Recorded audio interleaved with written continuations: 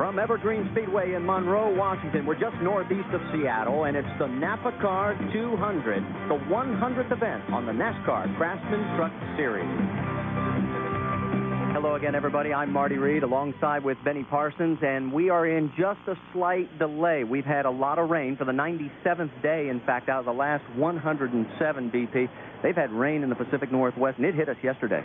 And at least we're about 500 feet above sea level, because that shot you just saw, folks, that was, in fact, snow up on the mountains at about 1,000 feet. I knew we were in trouble today when I saw a guy coming with a mask, fins, the whole deal. they ever used to it. Wait till you see this crowd. This is a hardy bunch, as they have turned out in droves despite the weather. The rain has stopped. Take a look at this. The grandstands are jammed here at Evergreen Speedway, a real testament to the fans up here. And the track drying is proceeding, and we literally are just a few minutes away from the start of this race. In fact, that's a good sign when we see that. Anytime you see the smoke coming off those tires or dragging around, you know that they're really doing the job drying the racetrack. And you're right, only a few minutes away from the green flag. Now, this is a very big race for, well, it should have been 5 drivers, but it will be 4 drivers today. In the 100th race, Craftsman has put up a bonus of $100,000 to those 5 guys: Rick Corelli, Ron Hornaday, Butch Miller, Joe Ruttman, and Jack Sprague. If one of those guys who have run all 99 prior races wins, they pick up the $100,000 extra. Now, Joe Ruttman is not here. He does not have a ride, but the other 4 are here. And let's go to our first of 2 pit reporters. Here's Dave Burns. Hey, Marty, you mentioned smoke. Look at this. It is chilly out here. I'm chilling with Ron Hornaday. He's the points leader. He is starting his 100th race here, Ron, and $100,000. I believe that's got to be the most that you've raced for. How do you feel about it adding to the excitement here today? You know, it's a NAPACard 200. That's a little plus for us, plus $100 grand. You know, Craftsman, I got to thank them for putting the money up to it. And Jack Sprague's over there making faces, so if I start laughing, I can figure it out. But, no, I tell you what, not having as much practice, tire management's going to be the deal. So we might have to drop back to 5th or 10th or whatever and see what everybody else is going to do with tire management. You know, first time we get live pit stops here, it's going to change the scenario of the race. Got the same setup. We didn't have much practice, so we had to put the same shocks and everything we ran here last year. Different body with Silverado, so we'll be all right. How about momentum? I mean, last week you won, but at Homestead you struggled, finished 4th. You guys feel like you have momentum now? Did you figure some things out at Phoenix for the new Silverado? Yes. Every time you think you got momentum, you get knocked back down. But, you know, always winning's a great time and gives you the momentum. But right now, I just got to thank Dale Teresa and everything, give you the opportunity to get here in a race for $100,000. But you got to put that $100,000 aside, because you got to go out there and try to win this race or get in the top 5. If you get a top 5, you know, you got that $250,000 at the end of the year. So you got to look at the big picture both ways. If you got an opportunity to win the money, we'll just remember Indy. There you go. All right, Dale, Teresa, he does start in the on the pole, so Ron's got a good shot at taking home the $100,000 today, and you probably get a part of that.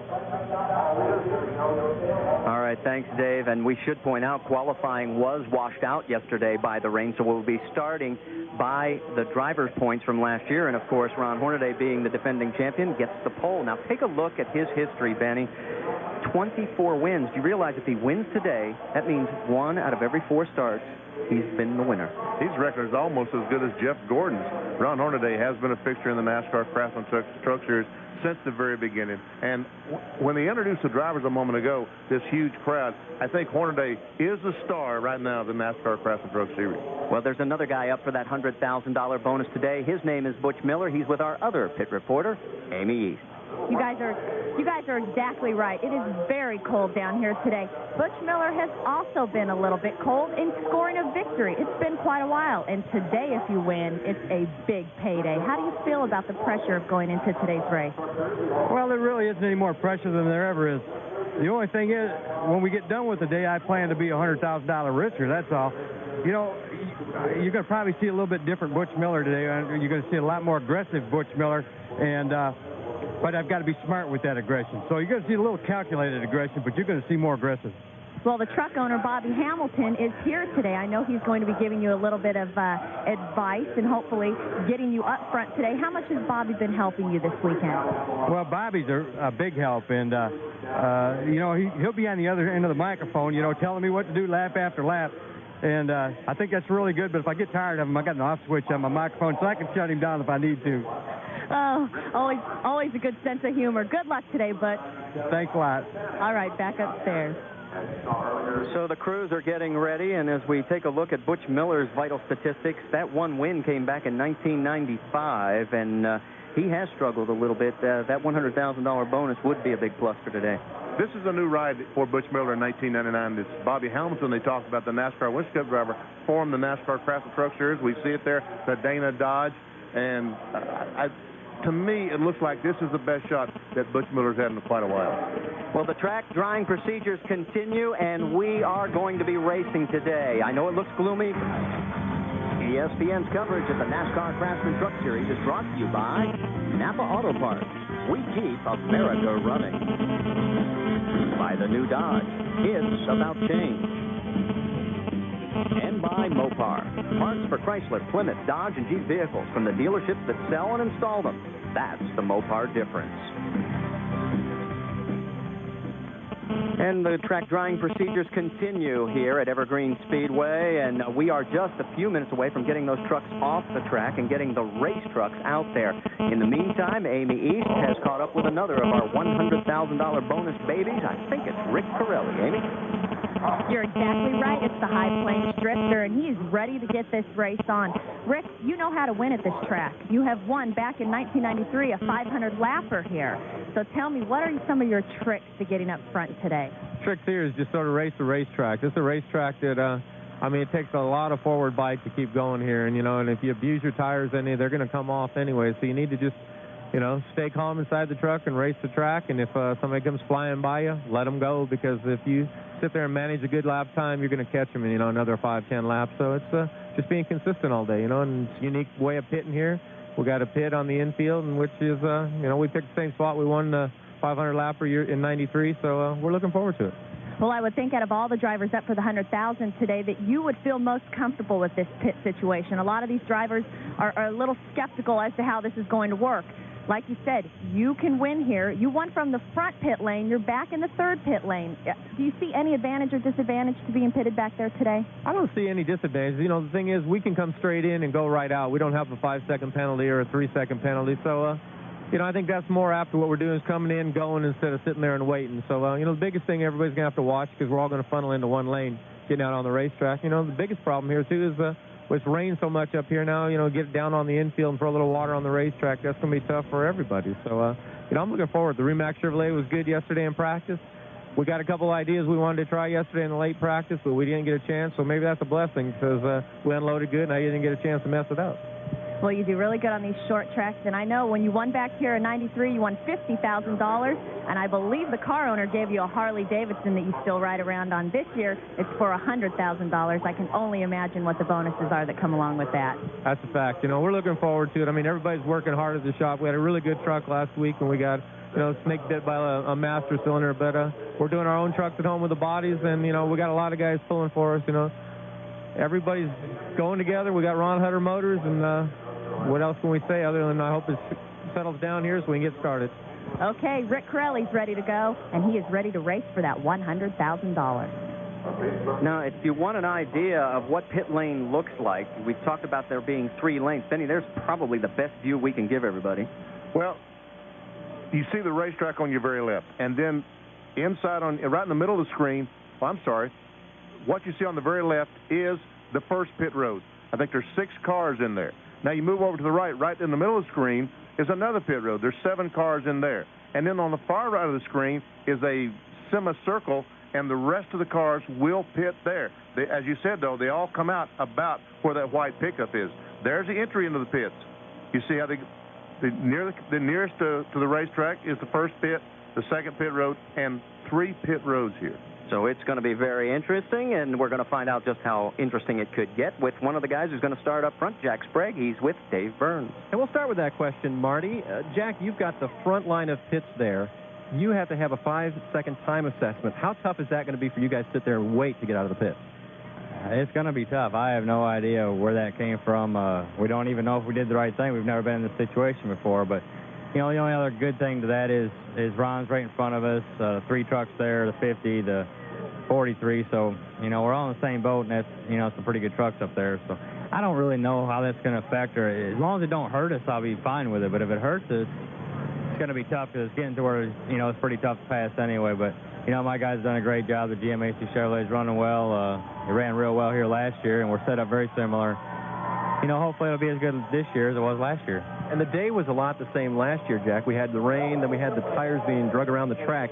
What is the track like when you guys get back out there and race on it? It's a lot like North Wilkesboro. I mean, it's very abrasive. I don't know that it makes a difference either way, but, you know, so far the day started off exactly like last year, and if it ends exactly like last year, we'll be pretty happy campers. And you have one different ending, $100,000. I mean, tell us about that. That's got to be exciting for you. Well, it is, but, you know, we can't let that cloud us over, and, you know, we're here to win this championship and to win races, and we're going to try just hard to win this race as we will next week. And, you know, it was great at Craftsman, but, you know, that's a great bonus, but you can't let it cloud your judgment. And he's clambering back up in the points, guys. After a bad finish at Homestead, he finishes second last week, and he hopes, obviously, today that he can pick up $100,000 and finish on top today. And don't let any of the four fool you. They want that $100,000 that goes with the win. Now, coming up next weekend, well, we are going to be moving on to Bakersfield because it's the birthplace of the NASCAR Craftsman Truck Series. Mesa Marin for the Dodge California Truck Stop 300 next Saturday here on ESPN, 7:30 Eastern, our first night race of the East Coast time zone, and 4:30 Pacific. For more, log on to ESPN.com, part of the Go Network. And a big weekend next week. Let's show you what's going to be happening at Bristol on Friday. Of course, we've got Bug Pole qualifying, easy for me to say, on ESPN2, 3 o'clock Eastern. Then on Saturday, the More Snacks 250 on ESPN, 1 o'clock Eastern, 10 a.m. Pacific. And then Happy Hour, of course, at 5:30 Eastern, back on the Deuce. Then, of course, let's take a look at what happens on Sunday. NASCAR today at 12:30 Eastern on the Deuce, followed at 1 o'clock by the NASCAR Winston Cup Food City 500 on ESPN, and then RPM tonight following that in the evening. Stay with us. When we come back, we're going to send you to ESPN News for this update. Let's get past. And Joe Ruttman? Well, he's not here. He couldn't secure a ride, and he is going to be a spectator today. Joe, wish you were here. The NAPACard 200 is going to be rich.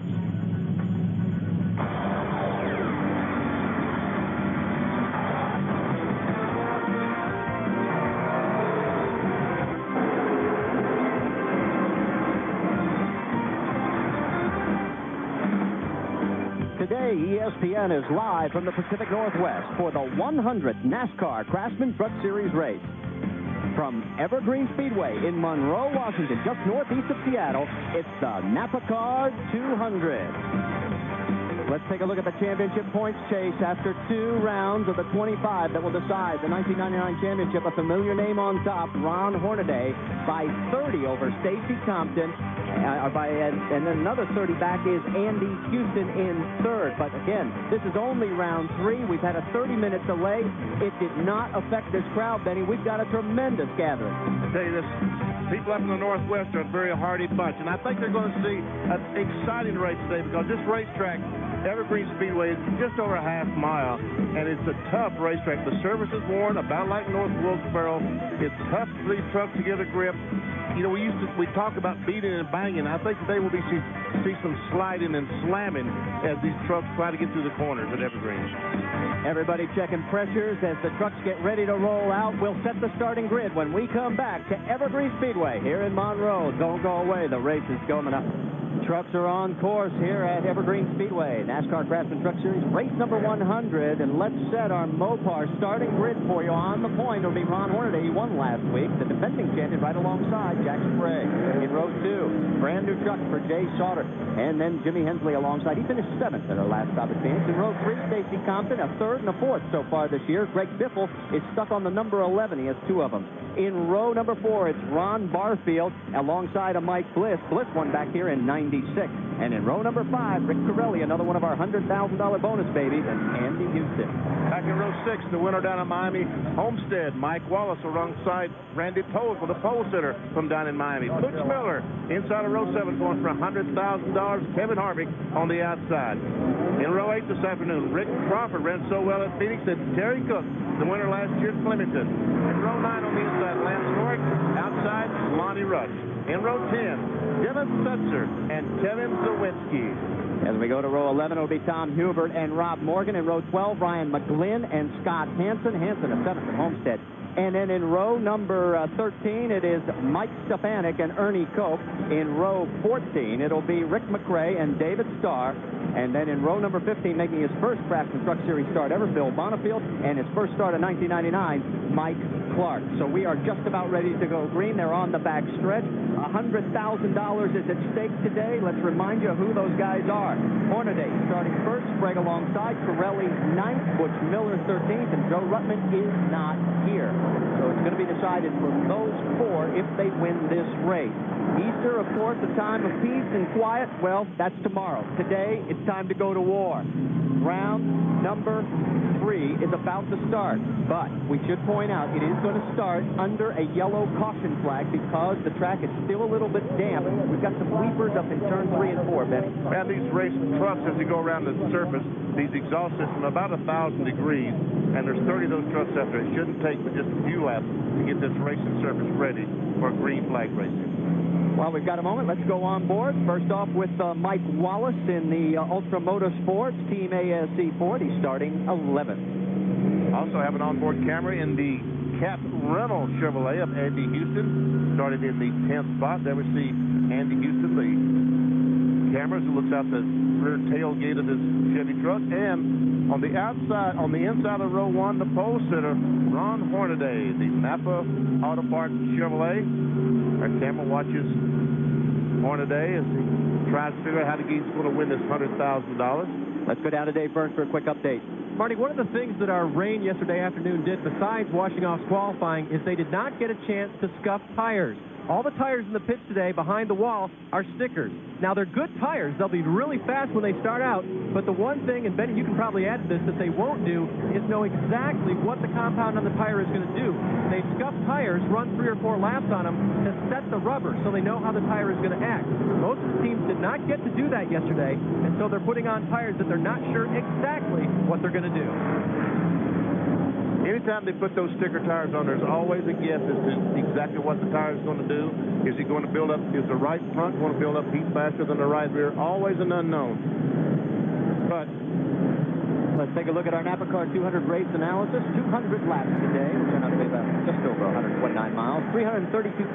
That does not include the $100,000 bonus. Now, the pit window, 75 laps, but we could see guys coming in sooner. If there's a caution flag, certainly after 40, 50 laps, we'll see trucks making pit stops to get fresh tires on that truck, because the driver that can take care of the tires and as many times as they can get fresh tires on there, the better off they're going to be. No winner has started lower than 6th, but remember, that was all when we were doing the midway breaks. Now, notice the spoilers on the back on Sprague and on Hornaday's truck, the orange day glow. Well, that is the easy way for us to be able to identify the 4 that qualify for the Craftsman $100,000 bonus. So Pirelli also has that, and does that man, Butch Miller. Lights still on in the pace truck. Looks like we're going to go at least one more time around. So while they do that, we're going to take a quick break. Stay with us. When we come back, we will be going green here at Evergreen Speedway at Monroe, Washington. We're back at Evergreen Speedway along with Benny Parsons, Amy East, Dave Burns. I'm Marty Reed. The NASCAR Craftsman Truck Series, race number 100. But before we get to the race, let's talk damn day. And this crowd is just, I cannot believe that these grandstands are full. Some hardy people up in the Northwest, there's no doubt about it. But didn't you say that it rained 97 of the last 107 days or something here? So it has been an incredible winter and spring, if you can call this spring, for these folks. But they are here in droves today. Jay Sauter was out testing the track. We thought he had a problem. Dave, is there anything to that? Marty, he did not come into the pits. They sent him, NASCAR sent Jay around to go ahead and take a lap or 2 at speed. Jay did it, and that's where they got the 2-to-go signal. He said it's ready to race. All right, so no problem apparently with Jay Sauter. Remember, these guys only had 1 practice session, and really in that session, the guy that stood out in my mind was Rick Corelli, because he turned his quickest lap. He was second quick, but it was lap 16. And that is very unusual, because these tires really drop off quickly in speed. As a matter of fact, Jay Sauter, in running a couple of laps for NASCAR to check the racetrack, right now is really truly is at a disadvantage with these other guys, because he now has 2 more laps on his tires. 1 lap to go to green. We got the field breakdown right there. The Manufacturers Championship very tight. Next time by, the NAPACard 200 will be ready to fly. There is Rick McRae. Boy, he had a tough race last week. Got taken out in someone else's accident. Starts back in the back of the pack here because of the driver's points from last year, and Rick did not make the whole tour. So we are just about ready as we're on the back stretch here. Track looking in very good condition. Fans are beginning to come to their feet. They now realize that the pace truck is slowing this field down to about 30 miles an hour, and that's about the slowest you're going to see these trucks go all day long. Through turn 4, everyone now on their feet. Pace truck speeds up. He's pulling off to the side. $100,000 at stake for 4 drivers. All important championship points. And round 3 at Evergreen is green.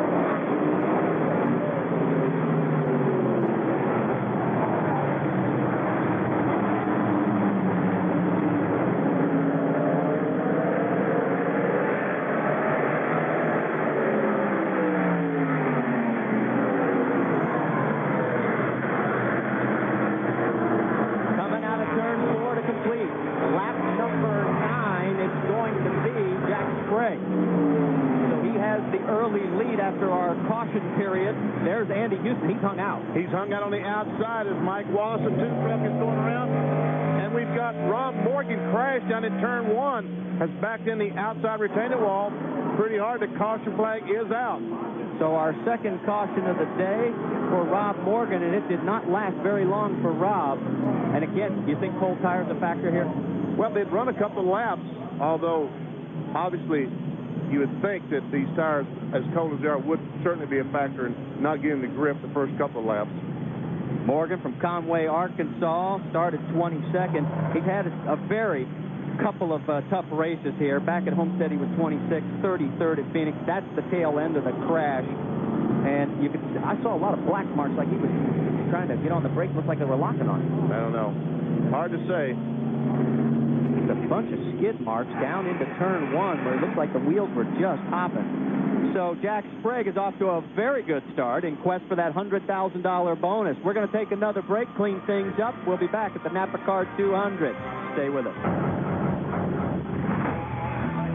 $100,000 is a real possibility for that man, Jack Sprague. 13 times he's been to victory lane in the NASCAR Craftsman Truck Series.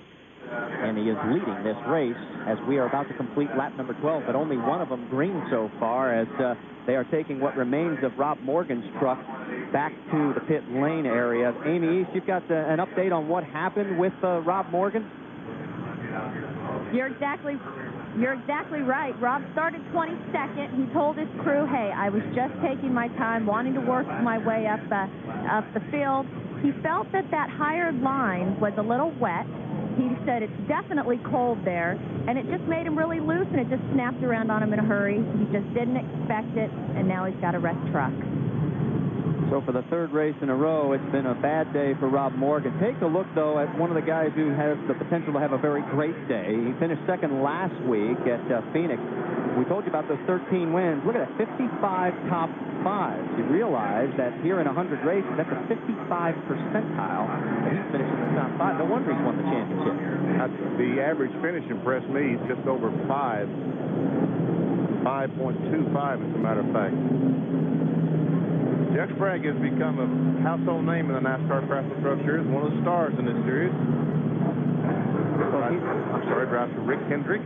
And the Hendrick Motorsports team has had several drivers in conquest of the series. In fact, the names include Terry Labonte, Scott Lagacy, Rick Hendrick, Jack Sprague, all part of the team that has been here all 100 races at one point or another. Boy, look at the damage on Rob Morgan's truck. Yeah, the left rear is banged up, but that's just sheet metal. But the left front tire is hanging at a very ugly angle, and that's more than sheet metal. That's frame damage looking in the front.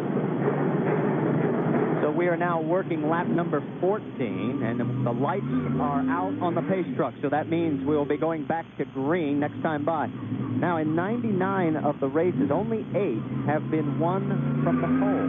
Is that surprising? Yes, it does, because you think the number 1 spot would be the best spot, but that does shock me. Of course, Hornaday has 11 career poles, and Jack Sprague has 13. Now, we're going back to yellow. For some reason, there's still some damage to be taken care of. So, we'll take another break. We'll be back right after this from Evergreen Speedway in Monroe. Sprague, and we have a sprinkling going on the racetrack. The rain is starting to come down again. Hornaday takes the lead. And Sauter looked on the inside of Jack Sprague, trying to take away that second spot. Meanwhile, Ron Barfield is back in fourth. Greg Biffle is in fifth. We are working lap number 17. Ron Barfield started seventh, already up to fourth. We've only had 2 green flag laps of racing, so the Ice House Beer Wagon on the move.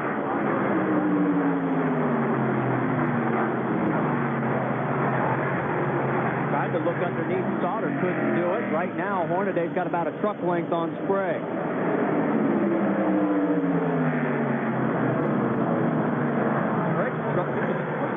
Well, I think he's going up the racetrack trying to save the tires, Marty. I think he's ready to do something so he doesn't have to turn it too much. And try his best to save these tires because it's going to be critical. You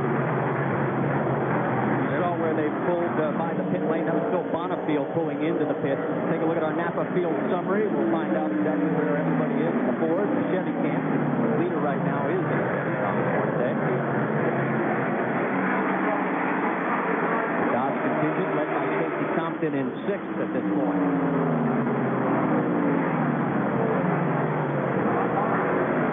See Kevin Harvey getting passed by Randy Tolsma. The black number 25 is Tolsma.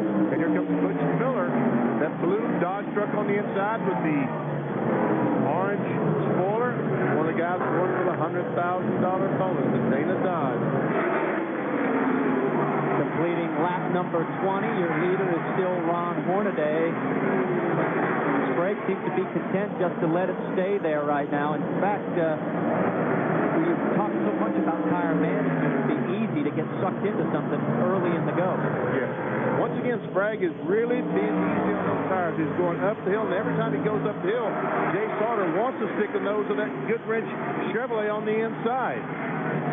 Well, Sauter is a perfect example of what can go wrong here. He qualified on the outside of row number 1 last year and ended up over a lap down in 16th.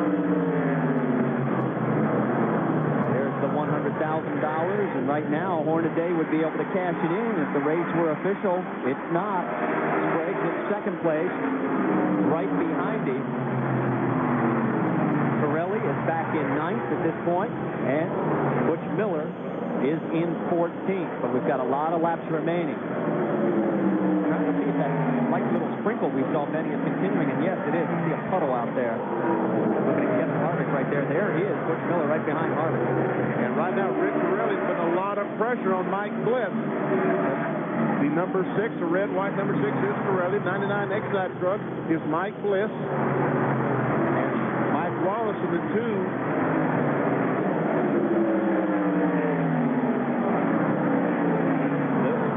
Through turn 3 and 4, Pirelli trying to get around. He moves towards the front. Wallace right behind. Bliss, a winner here in the past. Would like to do it again. Talk about a guy who would love to spoil the $100,000 bonus. This guy has raced in 99 events. He only missed 1. There's Miami Homestead winner Mike Wallace. That was all forward with Mike. Ruth Cameron, he comes down the front stretch. By the start-finish line, dips low in turn 1. Let the truck drift up the racetrack a little bit, trying to be easy on those tires. Now bring it right back down to the bottom, trying to get a straight shot, as much of a straight shot as he can, off the corner. Battle for the lead? No. Look out. Looked like Sauter was going to get into him a little bit. Sprague holds him off. I'm starting to wonder if the track's getting a little greasy from this light drizzle. Some umbrellas up in the grandstand. 174 laps still to go. 101 makes it official. And Barfield keeps looking on the inside of Jay Sauter. That white nose is Ron Barfield, the Ice House truck. Got a spin down in turn number 2. Wave them off. See the rain on the camera lens. I think this is what happened. Rick McRae and David Starr got into it together. Both of them going around. No real serious damage, but it's going to bring out our 3rd caution of the day. There we see Rick McRae, and there's David Starr. Driving for Joey Sontag out of Dallas. Picked up sponsorship for this race from Big Daddy's Barbecue after the performance that he turned in last week, starting 30th and moving all the way up to 18th. So stay with us. We'll get things cleaned up quickly here. Hopefully the rain will not return very heavily, and we'll go back to green.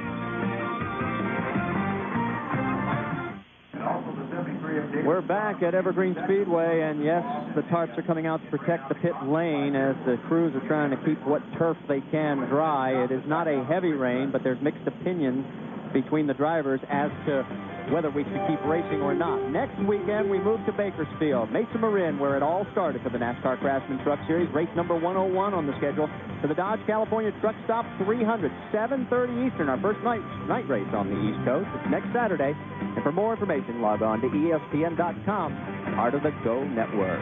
Dennis Setzer, the defending champion in that one. That was his one and only victory last year. Did a great job. Our race leader is Ron Hornaday. The clouds have moved back in. We are under yellow after a spin with Rick McRae and David Starr. Both were able to continue. Starr pitted. Scott Hansen also pitted during this caution period. Now, we have a report on some smoke coming out of the 16, Benny, but I haven't seen it. But, Dave, you got something else on it? Right, and we can see it from down here, Marty. We can see the smoke coming out of the pipe. Sandy Jones, any problem at all in the 16? We see some smoke coming out. Well, really nothing to be concerned about. I think it's just a little bit of raw fuel that gets down inside the exhaust pipe, and it's collecting down in the mufflers. I think it's just burning it off and burning the exhaust pipes inside. It's really nothing to worry about. And has Ron given you any report now on the track conditions before we went to yellow? Says it's real slippery. The tires feel like they're going away. Of course, this place is pretty coarse anyway, you know. Tires are going away pretty quick, so it's just tire management be the deal for this Napa Chevrolet. All right, same old story here, guys. Tire management and dry weather is what we need right now. And Sandy Jones mentioned one thing, that extreme source, power the NASCAR. How about those fans?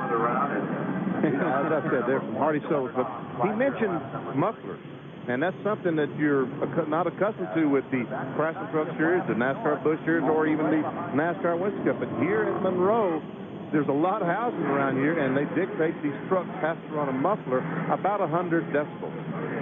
Well, this is our third caution of the day. The record here is 7. We usually average about 4 to 5. And Dave, you've got something else? We've about a half a lap to green.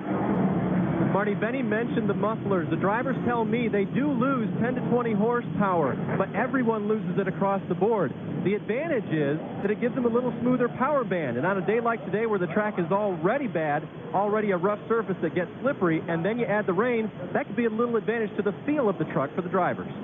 Well, Sandy Jones and the crew have a lot to be cheering about in this $100,000 bonus. Remember, last week, Ron Hornaday said, if I win this thing, I'm going to give them half. We'll take a look at the Dodge race recap.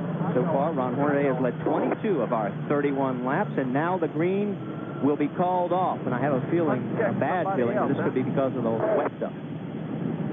As we take a look at the lap leaders, Jack Sprague, the only other man to lead a lap here. Remember, you get 5 bonus points for leading a lap and 5 for leading the most. And right now, Mike Clark is the only truck that is off the track, along with Rob Morgan. Stay with us. Hopefully, the green flag will be coming out when we come back to Evergreen Speedway here in Monroe, Washington, the 100th NASCAR Craftsman Truck Series race. 200 at Evergreen Speedway, and that is a bad sign. The rain has continued to the point where NASCAR officials have thrown the red flag. Everybody has come to a screeching halt, and they're covering the trucks quickly. And remember, tomorrow, though, on ABC Sports, it'll be the final round of the Tradition presented by Countrywide. The purse is $1.5 million from Desert Mountain in Scottsdale, Arizona. That's live tomorrow at 3 Eastern, 12 Pacific.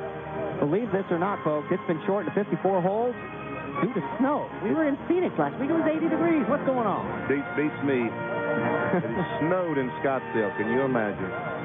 Now, we're being told that this should be a very short red flag because the rain has started to slow again, and it was just a drizzle to begin with. They're going to keep the pace truck out. Some of the fans are heading for some shelter. Let's go to Dave Burns, who's caught up with Jay Sauter. Jay took the first few preliminary laps out there to see how the track was. How was the track when you went green? Was it still a little tedious, or was it dry? The track was pretty dry. Really, it was just a little bit dirty from not having any race traffic on it. Once we got going, the track was good. Okay, was that the rubber that from drying the track kind of got worked in and left up on the high side there? Yeah, absolutely. When they drag the tires and stuff to dry it, it leaves a little debris on the track. Once we got running, the track came in real good. Now, you guys come awfully close to the wall out there all the time coming off of turn number 4. Now, is there still moisture up there? You know, I haven't noticed any moisture. We've been able to run hard. This is one of those short tracks where you're going to get close to the wall. All right, Jay maintains his spot in third place right now. Let's go to Amy East. Well, Marty had stated earlier that one of the drivers that a lot of the NASCAR Craftsman truck fans would expect to be up for the $100,000 today is Mike Bliss. This is actually your 99th race. Tell us the story about what happened to you back in '95 why you're not up for the $100,000 today. Well, we missed one race. Jimmy ran another guy at Saugus in his truck, and I stood there and watched the race. I was there. I tried to hit him up for $50,000, you know. We'll just paint half our spoiler orange and go for 50, but...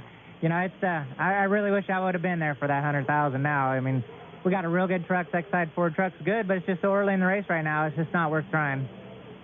Well, I know when I talked to you earlier in the weekend, you had stated that, you know, this might be your race to win. Your truck number 99, the year is 1999, and this is your 99th race, and you're also celebrating your 34th birthday on Monday. So I know you've got to be fired up to win today. Man, now I am, since you said all that. I didn't realize all that. But, you know, all the guys have worked hard on this team. You know, we've been a little bit behind. We're learning. We're getting along. We're starting to gel and everything. It's taken a while. But I'm excited to be in this truck. And I think this could be our day. But, you know, there's another 30 guys behind me that think it's their day, too. So we're all trying hard. But we're trying to tiptoe right now through this weather. Hey, his name's Mike Bliss, and everybody down here in the garage area knows him as Hammer. And I guarantee he'll be hammering it down today. Dave? Ron Barfield runs 4th, Amy, and he's made a couple of passes already after starting 7th, Ron. We know that the track is pretty good when you're running in a straight line. What about when you get too wide and have to find a place to go? I'll tell you, the first lap it gets kind of iffy down there because we went down to one first lap and the truck moved up in front of me and kind of opened the hole up there. But, you know, this Ice House truck's been running good all year long, and we just can't catch a break here. We've had a lot of bad luck, and, you know, but the guys at Ice House, they stayed with us here. We're going to get us a few wins, and the guys have been working awful hard, so Kevin Caldwell, a heck of a crew chief. Well, now, Marty Reed, I understand that the rain is continuing a little bit here. We're going to stay under red for right now. Yes, it is. Don't go anywhere, Dave, because you got to ask Ron Barfield about this exploit I heard about at a casino riverboat last weekend with Rick McRae. Let me check on that for you. I understand you and Rick McRae had an interesting occurrence at a casino riverboat last week. Were you making a beer run or what? Well, you know, the monkey's kind of been on our back here lately, so I said, Rick McRae come up to me and said, hey, let's go to the casino. So, you know, I had to go make sure that monkey wasn't on my back. And I went there, put a couple $100 in the slot machine, and walked out there with about $5,000. So I went back to the race team and said, hey, guys, monkey ain't on my back. We better start finding him. So it was a pretty good week. We had a good time. Well, and after blowing the shock, did we decide was it the shock or the radiator that put you at Phoenix? I don't know what it was, but whatever it was slick. I mean, just all of us, you know, Benny kind of come down to me and said, hey, there was some smoke to come out the right front of that thing. So, you know, that kind of made me feel a little better there. But, you know, the Ice House guys just worked real hard on it. And, you know, they got a never say never attitude here. And just whatever it takes to win, that's what we're going to do. Okay, Marty, and apparently Ron is buying dinner tonight, in case you wanted to know. That's the best news I've heard all day. It's a great little restaurant downtown Seattle that we're going to hit on the way from here. Let's take a look at our Napa Field summary. Look at this crowd. I still can't get over this. This weather has just been awful since yesterday afternoon. There's your top 15 behind Hornaday and Sprague. And if you're wondering about Mr. Corelli and, boy, look at Crawford. He has moved from 15th starting position up to 8th. So maybe when we go back to green flag racing, we'll have to keep our eye on him. Don't go anywhere. We've got a lot more coming your way from Evergreen Speedway. We're under a rain delay here at the NAPACard 200 in the NASCAR Craftsman Truck Series, and with Easter coming up tomorrow, that's a great shot, and happy Easter to everyone around the country, and happy Passover also. I've only got 27 to name by individually. What about you, Benny? Look at this. Look at these seats. This is the best seats in the house. Is this one of Bruton Smith's new condo projects? Best seat in the house, and I think they don't pay. Look, oh, yeah, look at turn 4. Yeah, they got a great view. They sure do. Well, let's go down to Amy, find out what's going on in pit lane. Randy Tolsma, who started off the year with an awesome pole position at Homestead, is running 19th in this early segment of this race. what have you learned about your truck so far? You know, we didn't get very much practice yesterday, and I'm sure this has just been a learning curve for you guys this morning. Yeah, you know, yesterday we had a little bit of sunshine, so today with the overcast and a little bit of rain on the racetrack, it changes things. But I think everybody right now is trying to feel out their truck and not abuse it in that process. But Superguard Dodge looks great so far. I was real happy. We got to run in traffic a little bit. We got some free track, and I couldn't be more happy with the truck. Just got to be patient and let everybody else start falling off. Yesterday, I had a nice conversation with yourself and Billy Hodges with Goodyear, and we were talking about the tire situation here at Evergreen, and it didn't seem to bother you at all that this is a little bit of a coarse surface from some of the other tracks that we visit on the circuit. Do you still have that feel with a very green track that we're running on today? Yeah, you know, Goodyear gives us a great tire because it doesn't wear out. The speed falls off because the track's so abrasive, but the tire stays with us so we can trust it. But the good thing, the speed falls off, and so you have to be patient and smart and think with your head a little bit and with your foot. And this place is real abusive because of the way you drive it. And so you just got to be cautious and patient. And I like that type of race where maybe your head pays off and gains you a few positions if your truck's not quite right. But I'm happy with the Superguard Dodge. It couldn't be more perfect, which makes my job a lot easier. Well, Randy Tolsma is happy. Let's see how Greg Biffle feels. Dave? Amy, his Ford F-150 is in 5th place right now, and as he sits here on the Greg, can you tell at this point how good your truck is with just these few laps under it? Yeah, the grades and Ford is pretty good. You know, the guys have worked real hard on our short track programs this last year, and we're doing a lot better than we did last year, and it feels pretty good so far. I think we're going to be in good shape. Okay, now, Greg, you're an entrepreneur as well as a race car driver here. You have a pub and grill up in Vancouver, Washington, nearby here. What's the contest you got going on there? Well, basically what it is, it's like the No Bowl Challenge, you know, Greg wins, you win type of thing, and then we do a raffle, and if the guys are in there watching the race, and if I win a race, they win a trip for 2 to the race, and you know, wherever they want to go, and it's a good program. ESPN announcers and reporters allowed to join in this? Yeah, definitely. All right, well, hey, Marty, I guess we may not be able to go downtown. We may have to go up to Vancouver to the Biffle's Pub and Grill. Dave, you forget you're going to be at every one of those races anyway, buddy. That's right. Oh, you're right. You're right. Coming up tonight on RPM tonight, we're going to take a look at the Busch Series highlights. Congratulations to Jeff Green. In case you missed it, he did win today. We'll show you all the action from there. And, of course, we'll have a report from the Craftsman Truck Series race here and World of Outlaws from Eldora Speedway. That's 6:30 tonight here on ESPN 2. Stay with us. Back with more after this. Ron Hornaday, that's him in the number 16. Remember when he used to drive the Papa John Chevrolet? Well, now it's the Napa Auto Parts Chevy, and he's the only 2-time champion, the only guy to win in all 5 seasons. His truck is under the cover right now. The rain has stopped. We're drying the track. Let's go down to Dave Burns. And Ron Hornaday is at the point right now. He's led the first few laps here. Ron, how is the track surface when it's dry? Raceable? It don't matter if it's hot or cold or raining or not. This track's pretty abrasive. It takes the tires and eats them up pretty good. So the Napa Auto Parts Chevrolet's running all right. It just wish it was halfway right now when it was raining. Ron, we were seeing some smoke out of the left side pipes here. Sandy said it was probably just excess fuel. Are your gauges looking all right? Everything seem okay to you in the truck? I haven't looked at them yet, so I hope they're all right. Yeah, we've been having a little bit of smoke at the left side the whole weekend. It's just too much fuel in the carburetor, and it's burning. And we're running mufflers here, so it's burning it. But got to take action. Napa, everybody for being involved. We're just going to have to show we can do this 100th race. Okay, we're going to sit back here also and talk with Ron's tire carry, Sammy Gonzalez, who has been with Ron for 10 years as a whole, but it's his 100th race as well. Pretty good series to be involved in now that you've stuck around for 100 races? Oh, yes, this series is just like family. Because everybody gets along, you always get in trouble. There's guys in another team will lend you parts. It's just one big family in this series. And how long are you going to stay with us, you think, Sammy? As long as Dale Earnhardt keeps me around, you know. So, I'll be around I follow Ron all the time, so as long as he's racing the series, I'll be with him. All right, and every time Ron comes into the pit, Sammy Gonzalez is carrying 2 tires out there to give to the tire changes. Amy standing by with Mike Stefanik. Our top USG Rookie of the Year contender, Mike Stefanik, is now getting back ready to go green here. I'm going to jump in here and ask him a couple questions. Mike, you have had no trouble adjusting to these trucks this year. You come in as a rookie, but you're really racy so far. How's the transition been? Well, so far so good. Qualifying got washed out, so we had to start way in the back because of we only ran 1 race with driver points. But truck's driving pretty good. I've been able to move up 5 or 6 spots. Like to say hi back to everybody back in Aiken and Dale. We're doing the best we can with this inclement weather, but just trying to move up as best we can. Do you feel that you're at a little bit of a disadvantage, not only because of the weather and not a lot of practice time, but you've never even been to this track before. So how do you find that you're going to be able to finish this race?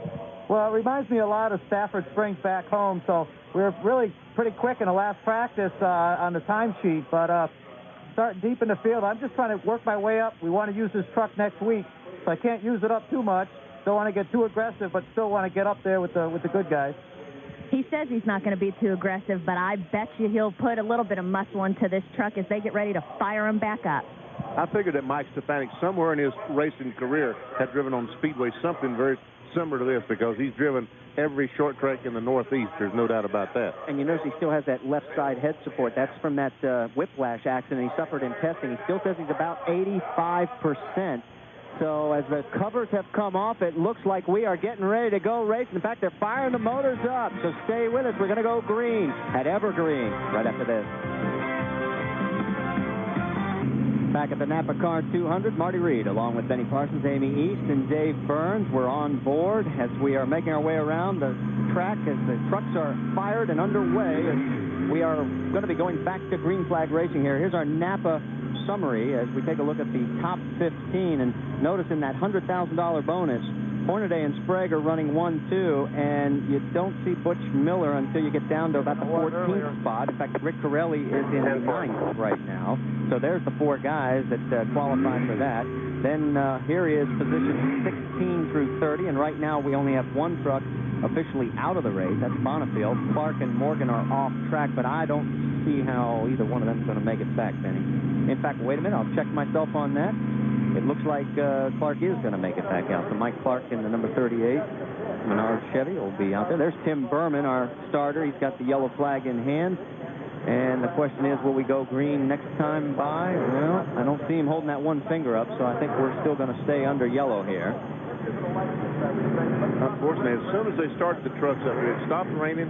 As soon as they started the truck, it's like the noise scared the water right out of the clouds, so it started sprinkling again.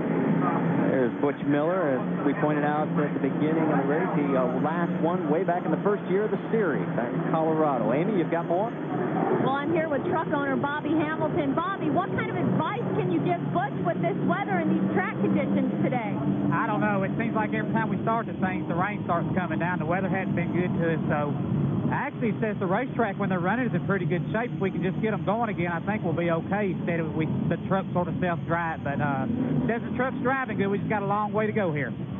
Well, I know that that Butch is lucky that it's an off weekend for the Winston Cup car, so that you could be here to give him that help and advice in winning that $100,000 today. But I have to wonder, would you like to be in one of these trucks yourself today? It's tempting not to be in them. You know, we got up here and got to looking, and I said, you know, we got a full field here, but I believe I can qualify for this thing. Then, from a vendor standpoint, our owner, I said, I better leave that other Dana Dodge loaded up for next week. Smart decision by Bobby Hamilton. He's obviously enjoying himself here today as the truck owner for Butch Miller. One other element on Butch, he has been fighting off flu symptoms earlier in the week. There is Scott Hansen, a 43-year-old from Wisconsin. He likes this layout. This reminds him of the tracks in Minnesota, Illinois, in his home stomping grounds. Started 24th. He's back to 26th. Remember, he took an early pit stop. Now, he has been racing this week with a lot on his mind. And for more on that, I think Dave Burns, you had a chance to chat with him. Yeah, Marty, race fans have begun to hear about the tragic death of Midwestern racer Al Schill Jr. Little Al died at his home in Franklin, Wisconsin, the night after he sat on the pole and finished second at a Nascar Remax event in Rockford, Illinois. That was Al's first ride with the team Scott Hansen had won with, and Scott had highly recommended him for the ride. The team had also fielded cars for Mark Martin and Matt Kenseth, both of whom attended the funeral earlier this week. Scott dedicates this race to Little Al's fiancée, Lori, and to his mom and dad, Gwen and Al, and obviously he's racing in the memory of Al Schill Jr. And we send all our condolences as well to the Schill family. Scott, focus in as we get ready to hopefully go back to green flag racing, although it does not look all that promising. So stay with us. We'll find out. The yellow is still out here at Evergreen Speedway, the NAPACard 200. The end. Well, I wish we had better news for you here at the NAPACard 200. The trucks have pulled back into pit lane as the rain has come back a little bit stronger, and it looks like we're going to go to another red flag situation. There you get an idea just how heavy it is raining. Not heavy enough to drive us all away, but heavy enough that the track is too slick to race. Yes, because these tires do not have any tread whatsoever. On slick racetracks, there's no grip. It's almost just no grip at all with these racing tires. Let's take a look at the remaining schedule on the NASCAR Craftsman Truck Series. Next week, of course, we go back to Mesa Marin and Bakersfield. You'll see that one on ESPN. And then on to Martinsville, where we team up with Winston Cup. That'll be on ESPN, too. On to Memphis, May 8th. Colorado Springs at Pikes Peak International Raceway on May 16th. Kansas City on May 22nd. And then to Bristol, Tennessee. Boy, that's always a great race. That'll be on ESPN 2 on June 5th. Then another date with ESPN2 at Fort Worth on June 11th. Then on to Portland, and this time we're going to race Portland International Raceway, the road course out there, June 19th. And then the 26th will be at Watkins Glen, New York. Always love going up there. Then the series goes on to Milwaukee, Wisconsin, Nashville, Tennessee, and Nazareth, Pennsylvania in the month of July. And then here on ESPN, we'll pick things back up July 24th at Brooklyn, Michigan. Then on to Loudon, New Hampshire, August 1st. And then to my home stomping grounds, Indianapolis, Indiana, for a Thursday night race, August 5th. The 20th, we move over to Gateway at St. Louis, Missouri.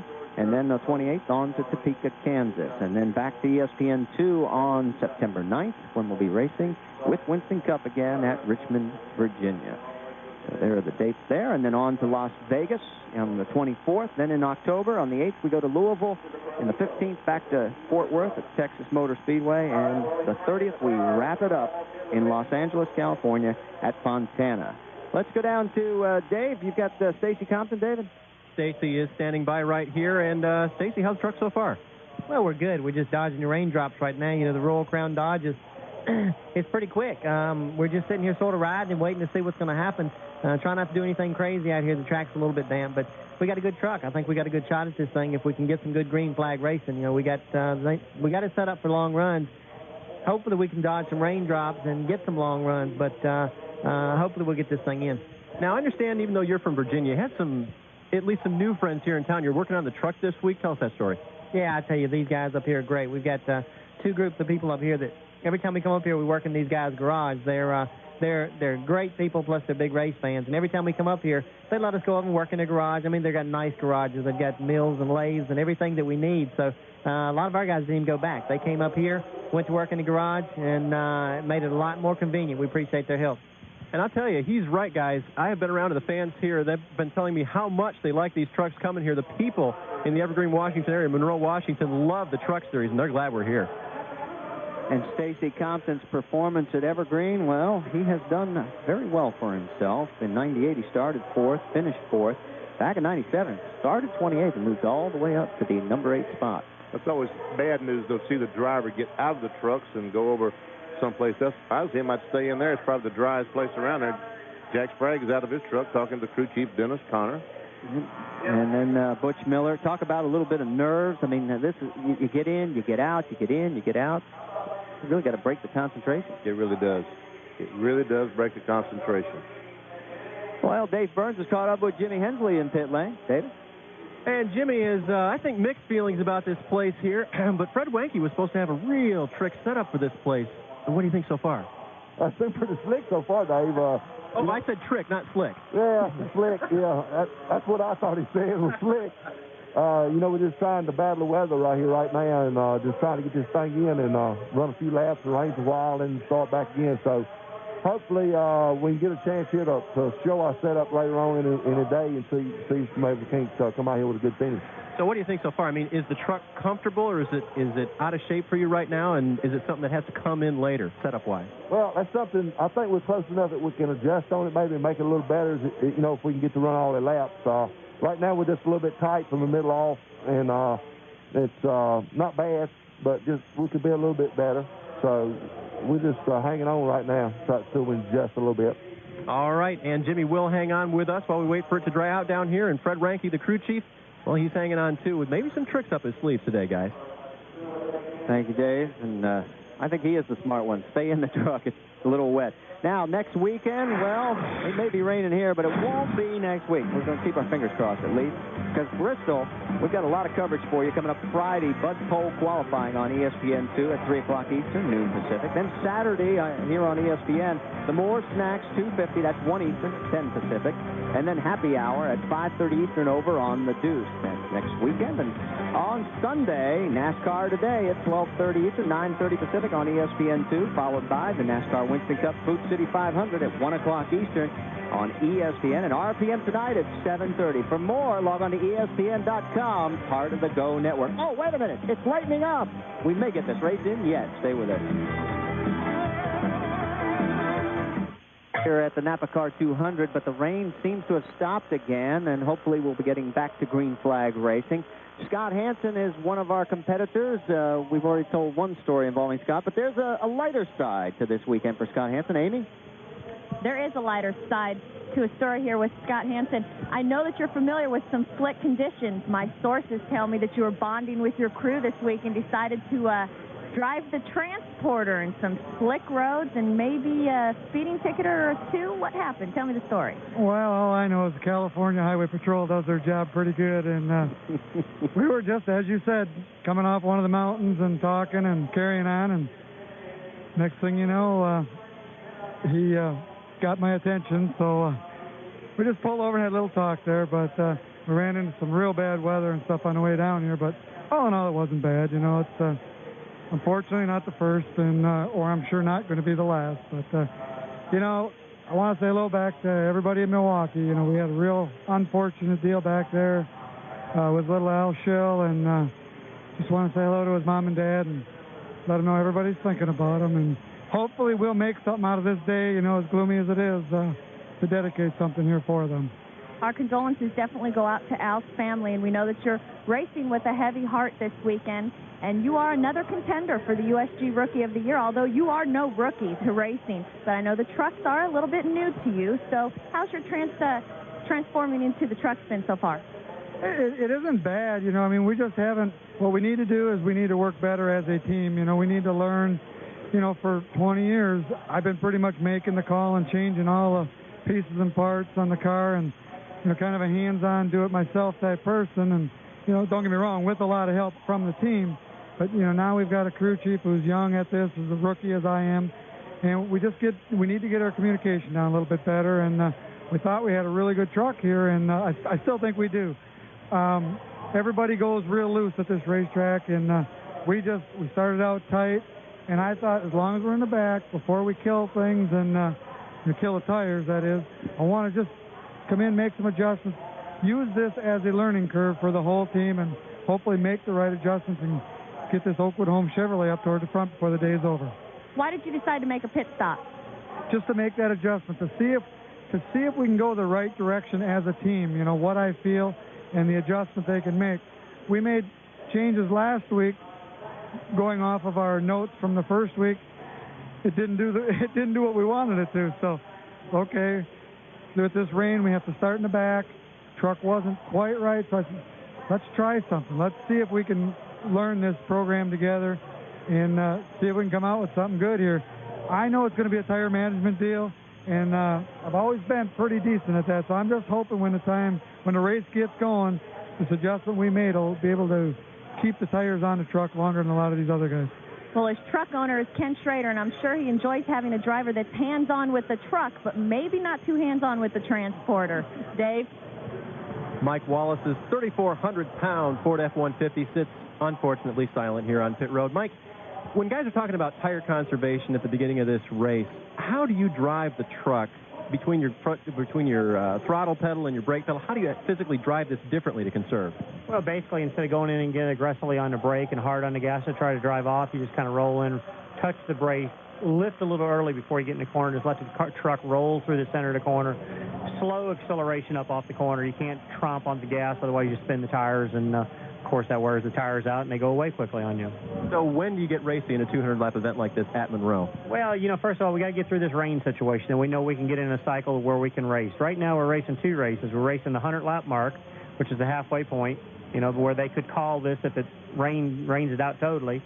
And then the other race is the 200-lap mark, where we get past 100, then we can start getting a little bit more aggressive, let the pit stops, play into the factor a little bit, get some fresh tires, and, really about 25 to go, get real aggressive after it. Okay, you didn't get a chance to qualify this weekend. You had to start from points last year, but not a bad starting position. How do you feel about the program now after Homestead win, not so great at Phoenix, and now here at Monroe? Well, we won at Homestead. We not dominated, but we ran extremely well in that race. Our pit crew did a great job. I did a good job. We went to Phoenix and didn't do quite as well as we wanted. We were a good truck up to 30 laps to go, and I guess the tire match or whatever mixed it up. We did back it up with a Winston West win there last week. So we've won 2 races in 2 weeks, and the biggest thing here right now is we've got a great race team. Our guys do a great job as we roll down pit road. Let those guys do their job. I'd like to take a minute also. My right front tire changer, Matt Pusha, his sister Rhonda was hurt in a real life-threatening ski accident up in the Northeast, and just want Matt's family to know we're thinking about him and hope she recovers quickly. Okay, a lot on our minds this weekend, guys. Even as we go racing, it's still about families, and NASCAR is certainly a family. Absolutely, David. We send our best to Rebecca Pusha as well. And take a look at this little conflab going on. The gentleman in the tie and the coat, but with his back to us, is Dennis Huth, the Vice President of Administration for NASCAR. Of course, Ron Hornaday, and over on the right side, that is Jay Sauter, and his crew chief is right next to him, and that's Todd Barrier, and there's Sandy. So we've got the whole confab going on, and hurry up, guys. Let's go back to green flag racing. That's exactly what Dennis Huth would love to see right now, some of these trucks going on a racetrack at speed. Speaking of speed, we're going to have it for you on ESPN, midnight Eastern, 9 Pacific. That's Friday, because we're at Twin Ring Motegi. Firestone Firehawk 500. Last year's winner, Adrian Fernandez, will try again to conquer the 1.5 mile over. For more on this, dial up ESPN.com, part of the Go Network, go.com. Stay with us. Hopefully, we're going to get back to green flag racing here at Evergreen. Racing here, or at least we're hoping to be racing. Gary Showalter has been a crew chief for 3 different drivers who've won here on this series: Butch Miller, Kenny Irwin, and Terry Cook, and he is with our Amy Lee. Not only has he been crew chief with those drivers, he's also scored victories with those drivers as well. And he also now is very excited about being around with the NASCAR Craftsman Truck Series for 100 races. How does that make you feel? Well, it makes me feel really good because I've had a chance to make everyone. So we've had good drivers, good teams, good crews. So it makes my job easy when that happens. Well, you have quite a variety of drivers. We talked earlier about Kenny Irwin Jr., Terry Cook, and also Butch Miller, and now Randy Tolsma. You have to feel like each driver is very unique in their driving styles. How do you adapt from driver to driver? Well, actually, you pick out their good points, and you bring it to the next driver and try to feel each one of them out individually. So Butch Miller taught us how to win. Kenny Irwin was a rookie, and we had to teach him. And Terry Cook, so Randy, we're excited about Randy. I mean, he's teaching us a lot of things. Well, we're really excited that you've been with the NASCAR Craftsman Truck Series for 100 races and hopefully 100 more. Good luck today. Thank you. I sure appreciate it. Over to you, Dave. Andy Houston stands by with crew chief Rick Wren. Now, Andy, last week after Phoenix, where you ran third to Hornaday and Sprague, you were telling me, boy, it just seems like they got a ton of motor. Now, we come here this weekend. We're at a place like Monroe where you got to be real easy getting in and out of the throttle. Are you evened up back with them? Yeah, I think so. I mean, this is definitely a handling track. You can use a little bit of motor here. I mean, more than you would think. Right up off the corner, you can, you got pretty long straightaways, so you can use quite a bit of motor. But, our Cat Reynolds Store Chevrolet seems to be running awfully good today, and I think we got a good shot at it. We're just buying our time, being real easy here because it is so hard on tires, and wait for that first stop, make a couple adjustments, and I think we'll be okay. Now, this track isn't as big as Loudon, but does it drive anything like it?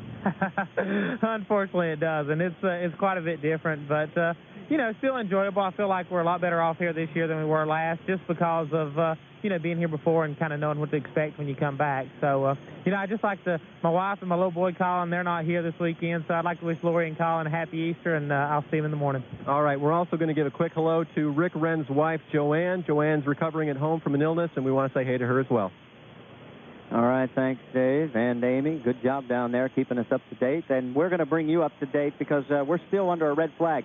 So we're going to go to Phoenix with last week's race, pick it up in lap 38. We're at a restart. Greg Biffle is your leader, and it's a lot sunnier than it is here. We'll be back.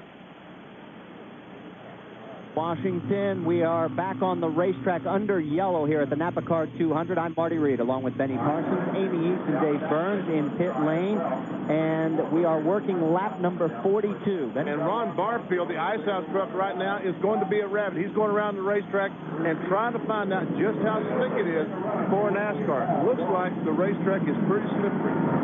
He got it pretty loose coming out of 4, and he wasn't even in full tilt boogie. Now he's pulled down to the start-finish line and is bringing the truck to a stop. Wait to see if I think he's waiting for the rest of the field to come back in.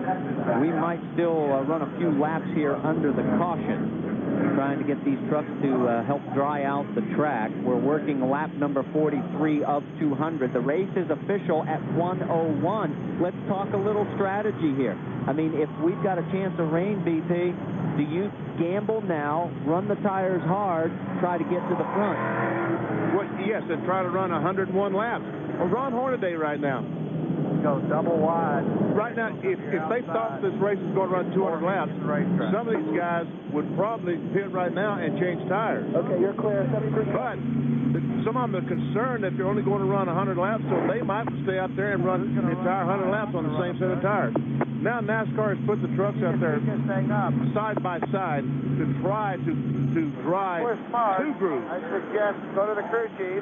Well, we're listening in to Ron Hornaday. Things up about half throttle here, and let's warm the track. Don't count the laps. In an effort, just a heads up. Get in. That was Ron Hornaday and Sandy Jones, his crew chief officer. They'll come in and let us change tires and all that other stuff.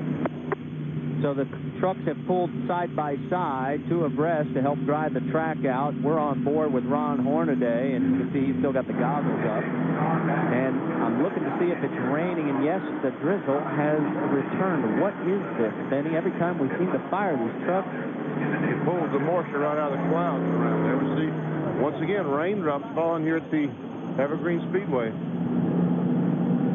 Well, and I see sorry, 10 mile an hour past pit road speed. That red flag again. He's going to keep the yellow out right now.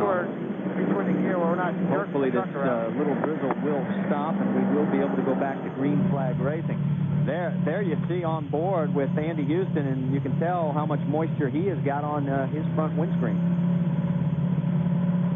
And these front windshields are made of plexiglass, and the water goes off pretty well, but they do not clean as well as glass would clean. Well, they do at speed, but we're not going fast enough. The water dissipates pretty well off the plexiglass, but they get something on there, some oil or something like that. Again, they don't clean nearly as good as they can be able to clean regular glass. Rick Corelli right now saying, hey, I'm in a chance for a $100,000 bonus, and I've got to get some green flag racing to get up front. Right now he's shown in 10th position. On board there with Mike Wallace, looking back at Andy Houston. There is Corelli. That's what those orange spoilers are. It's easy for us to see all four of the contenders that have run all 99 prior NASCAR Craftsman Truck Series races. If you're just joining us, we have had 3 yellows, 2 red flags, all of it because of the wet stuff here in the Pacific Northwest. Let's go down to Dave Burns. He's caught up with Dennis Conner. We've been speculating a little bit, Dennis, on what you all might do if we have to dodge raindrops and perhaps see the race shortened. If you think we're only going to go to 100 laps, will you even come in and work on tire changes at all?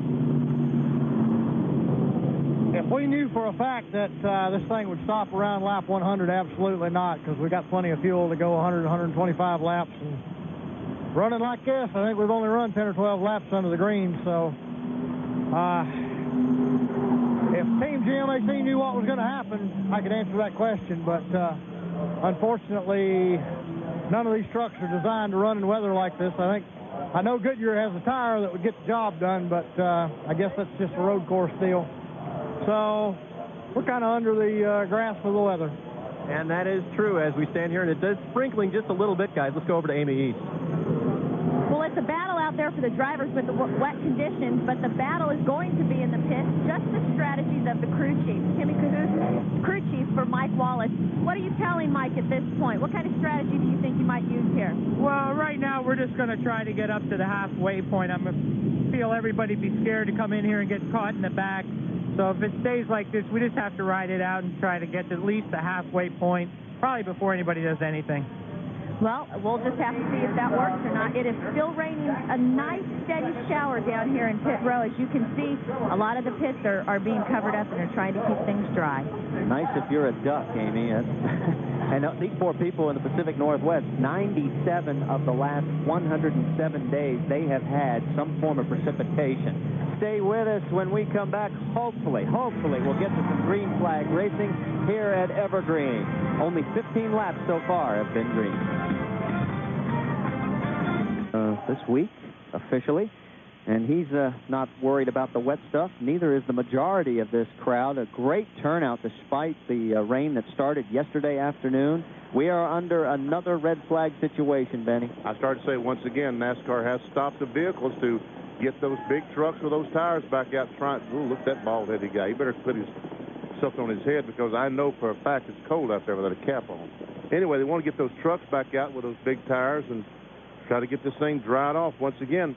You know, they tell me that behind us, right behind the grandstand, you're just a few miles away, that it's almost clear that they feel like we are going to be racing, and we'll see the entire 200 laps here this evening.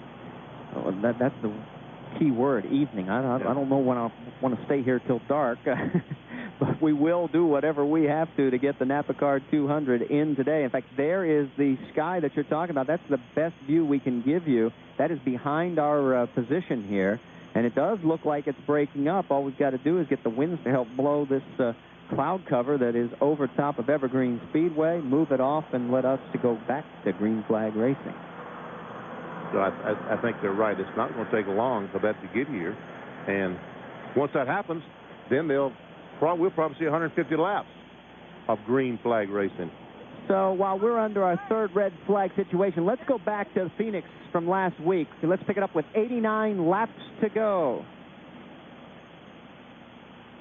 Marty Reed, let's take a look at the leaderboard here. Our rain delay is coming to a close. Hopefully we are about to get back to green flag racing. Ron Hornaday, Jack Sprague up for that $100,000 bonus. They're running 1 and 2. The other two guys, Rick Corelli, who's eligible here in the 100th NASCAR Craftsman Truck Series race, is 9th, and Butch Miller is 14th. Let's go to Dave Burns, who's caught up with Jack Sprague. Okay, Jack, we're getting pretty close here, but you've been down for a long time. What's the biggest concern heading back into the truck before you start again? It's cold, it's wet. I don't know. I mean, we get in them, it starts raining. You know, we've burned 50 laps up under yellow, and, you know, I came here to race. I didn't come here to burn laps up under yellow, and I realize Mother Nature you can't control, but, man, I don't know. It's disheartening. The GMAC Chevrolet's running really good, and just riding there, saving our stuff, and just can't seem to run. We ran 15 laps of green, and that's it. It's getting dark, and it's getting darker again. We'll probably get it dry, and it'll start raining again, but, you know, I don't know. I'm a little discouraged at this point. I mean, I really don't know. You know, my concern, I'd rather, you know, I want to race 200 laps. I want to race the whole race, and it just ain't looking good. All right, let's go to Amy East. You look calm, you look cool, you look relaxed, you look ready to get back in the truck for 100,000. You ready? I'm ready. Just feel a little cold. Other than that, we're a little relaxed. We'll be all right. I guarantee all the drivers down here are ready to go, especially the ones racing for 100,000 today. All right, thanks, Amy and Dave. Stay warm, stay dry. Now, what is going to happen here? Let's update you, because obviously this race was supposed to be over a long time ago, and we are not even to the halfway point. What's going to happen is tonight on ESPN2, provided that we get this in, and it looks like we are going to start it up again in about 15 minutes, 9 o'clock Eastern, 6 o'clock Pacific on ESPN2, the conclusion of the NAPACard 200. Benny, what do you think? We're going to get it? I think we are, Marty. I think we're going to see a race this afternoon, and folks, you'll be able to see it at 9 o'clock on the Deuce. So for Amy East, Benny Parsons, Dave Burns, I'm Marty Reed. We're so glad that you were able to hang with us. We're sorry that we didn't get it in our regularly scheduled time slot, but hang with us tonight, 9 o'clock Eastern Time on ESPN2. We hope to see you there, 6 o'clock here on the Pacific. Now, Sports Center is coming up next, hosted by Steve Levy and Larry Beal, and they'll give you the complete update on everything that is happening in the world of sports, not just the world of auto racing. We'll see you at 9 o'clock Eastern Time, ESPN2, for the conclusion of the NAPA. ESPN is in the Pacific Northwest for the 100th NASCAR Craftsman Truck Series race. We've had a 3-hour and 20-minute delay. We are working lap 50 of 200, and not a single fan has left. I'm telling you that the faithful here has been incredible. It is like in the low 40s, very damn chilly. Let's go to Amy East on pit lane, get an update. Well, we spoke of Rick Corelli being up for the 100,000, being the High Plains drifter, and knowing how to win at Evergreen Speedway. His wife, Kathy, says Rick's racing for lap 101 because he knows that spring could come back again. But his crew, they're very cold. They know that it's at least 10 degrees cooler than when this race started. And no matter what Rick does on the track, they have to be ready in pit lane. Dave. Amy, as you know, no matter how long a red flag is, the crews are not allowed to work on the trucks during that time. The one concession NASCAR did make right before they fired the motors was to allow them to adjust the air pressure in the tires. Now they're running a very low air pressure on the left-hand side, and they tell me that's better for grip, less wear on the tires. Guys? And we are about to go green, and it has come out from starter Tim Berman, and we're back underway working lap number 52, and Ron Hornaday leads them down. It's Jack Sprague second, Jake Sauter third, Ron Barfield fourth, Greg Biffle in fifth, Stacy Compton sixth.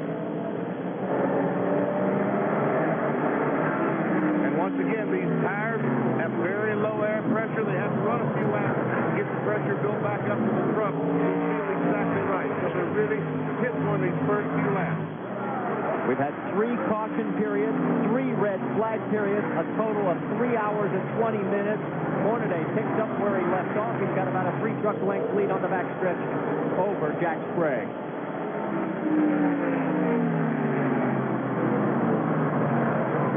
Sprague still working high on that corner. Still trying to save those tires. The interesting part now, as we're working lap number 54, remember, lap 101 makes it an official race. Oh, Barfield looked like he was looking under Jay Sauter. He's been every green flag race lap we've had so far. Barfield has been looking on the inside of Sauter, and once again, trying to get on the inside of that Goodrich Chevy truck. Remember, $100,000 to one of 4 gentlemen who won every single race in the NASCAR Craftsman Truck Series. Hornaday is first, Jack Sprague is second. Place is Rick Corelli, and Butch Miller is currently running in 14th.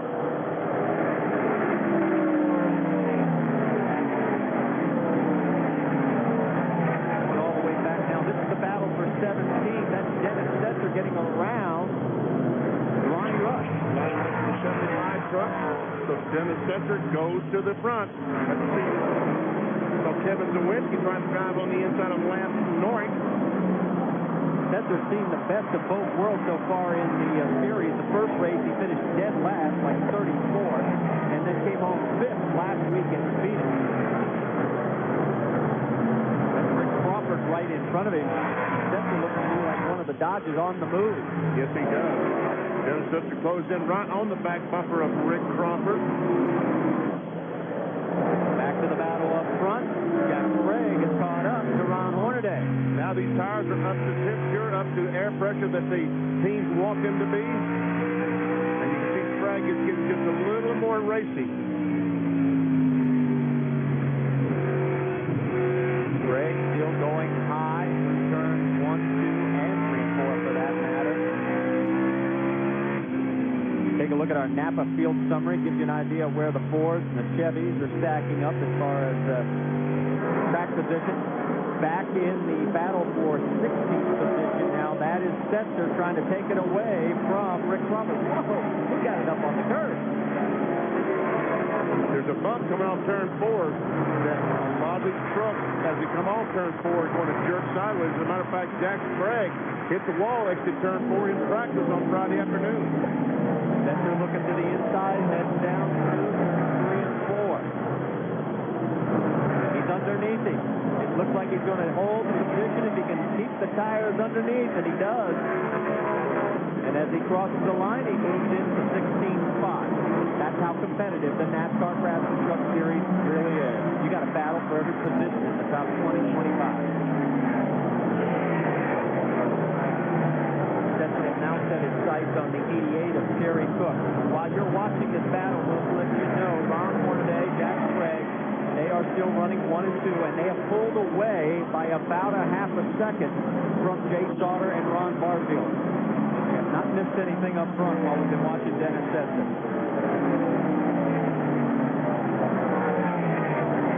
Almost the entire field, single file around the racetrack. There we see Ron Hornaday, the 16 Napa Auto Parts Chevrolet, and also the GMAC Financial 24 truck of Jack Sprague.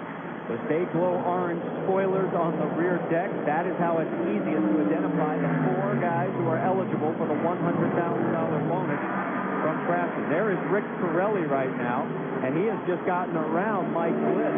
Corelli moved into 9th.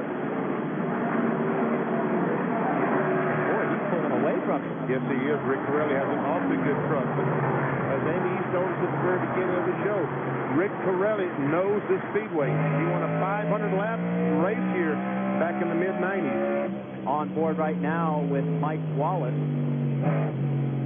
Let's update you on the positions. Wallace is actually in 10th. Bliss is now credited with 9th. Corelli is listed in 8th.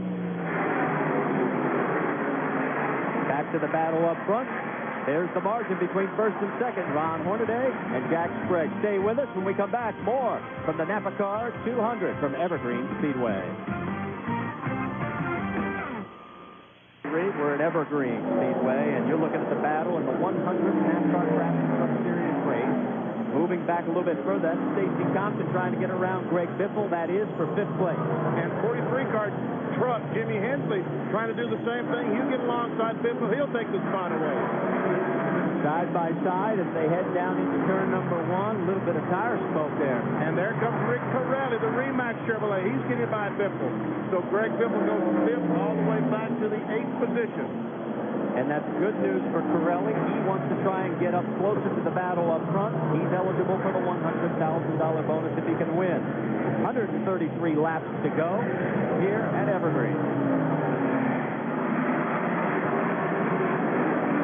Biffle does not seem to be able to reel Corelli back in. I don't know if there's handling going away. Could he have cooked the tires a little too early? Well, the Roush team, the 99 truck and the 50 truck, have problems at this speedway getting a handle on this racing surface. Biffle and both Joe Ruttman last year struggled at this racetrack. Now, Biffle qualified 3rd last year, but finished 17th, and he was a lap down at Great Bend. Picking up our race leaders now. As you can see, it's a close battle between Hornaday and Sprague, and they've already started to lap slower traffic. They've gotten around Rob Morgan. Morgan, who had a crash earlier in the day, was able to get the damage repaired enough that he's back out there, but not at full song.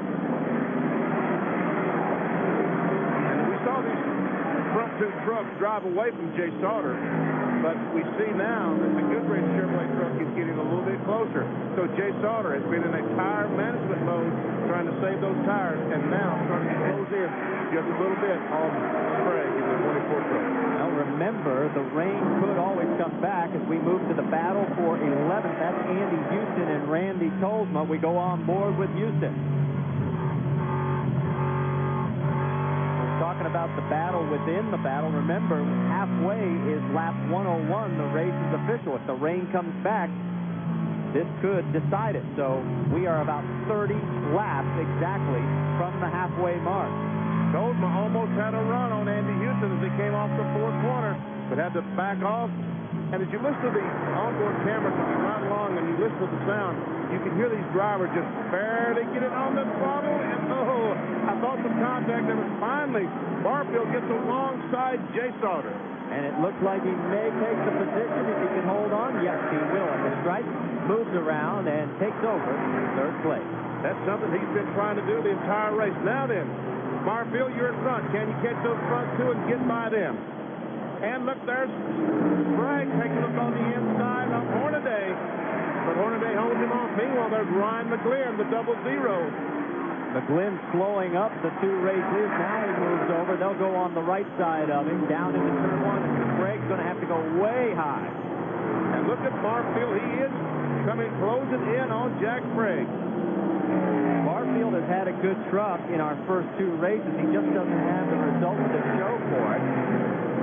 Jay Sauter has moved back a little bit further from Barfield. Dave, you've got an update? We're standing by with Todd Berry on his crew chief. Todd, Jay's moving back a little bit. Is everything all right now? Yeah, right now the truck's just a little tight getting off the corner, but we're still going to treat this thing as a halfway, running to the lap 100, and if we pit later than that, then we'll do some adjusting, but we're going to be all right. Just let these tires wear off, and I think we'll even up with them. Okay, what do you want to do at lap 100? We'll start thinking about a caution later and then, but right now, we're just going to ride it out. All right, Todd Berry standing by watching the driver in the number 3 Goodrich Service Chevrolet. We see 125 laps to go. In other words, we've completed 75 laps. What a dilemma that all these teams would be in if the caution flag were to come out right now. Because they need a pit stop. They need to put some fresh tires on these trucks. But they make a pit stop and it rains at 100 laps and they lose all that track position. There you see Dennis Spencer. He is 18th in the points chase right now. 12th on the racetrack. He's working his way towards the front. He's gotten around Andy Houston. And also the 18th truck of Butch Miller. So he has come from 19th starting position, and he's moving very well, trying to make his way into the top 10. Back to the battle up front, heating up a little bit more as these two are going after it. It's Hornaday right in front of Sprague. I wish we had $1 for every time we said that combination. Yes, Sprague gets a good run on Hornaday and takes the lead going in turn 3. We're working lap 78, and Hornaday returns the favor, and it's got the crowd on their feet here at Evergreen. Where? How about that? And meanwhile, look who got into the mix and allowed Barfield to reel them both in. Now watch Sprague. He's going up high here. Oh, don't go too high because Barfield is right there, Jack. Barfield's truck is wired to the bottom of the racetrack. On board with Ron Hornaday, you can see the two of them chasing him from behind. That's Sprague in front of Barfield. Black truck in the distance, that is Jay Sauter. He's in 4th. Stacy Compton is in 5th. We are working lap 80, the halfway point again, official race, lap 101.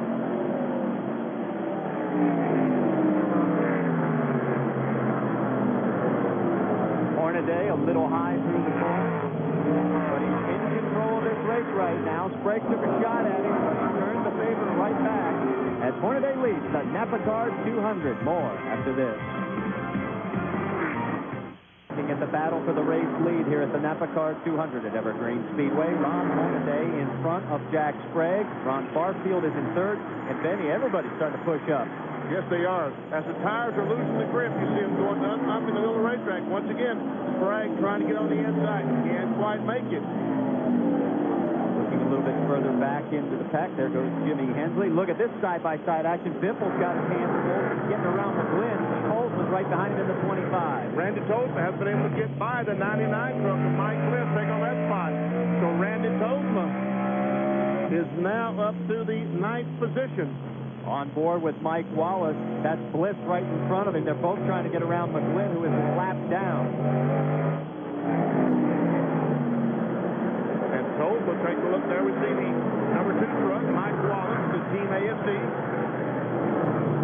And Dennis Setzer all over the back off Mike Wallace. Setzer, right now, may be the fastest truck moving to the front. I mean, he is now 10 seconds behind the leader, but he is in 12th place. He's all over Mike Wallace. Oh, he takes it off.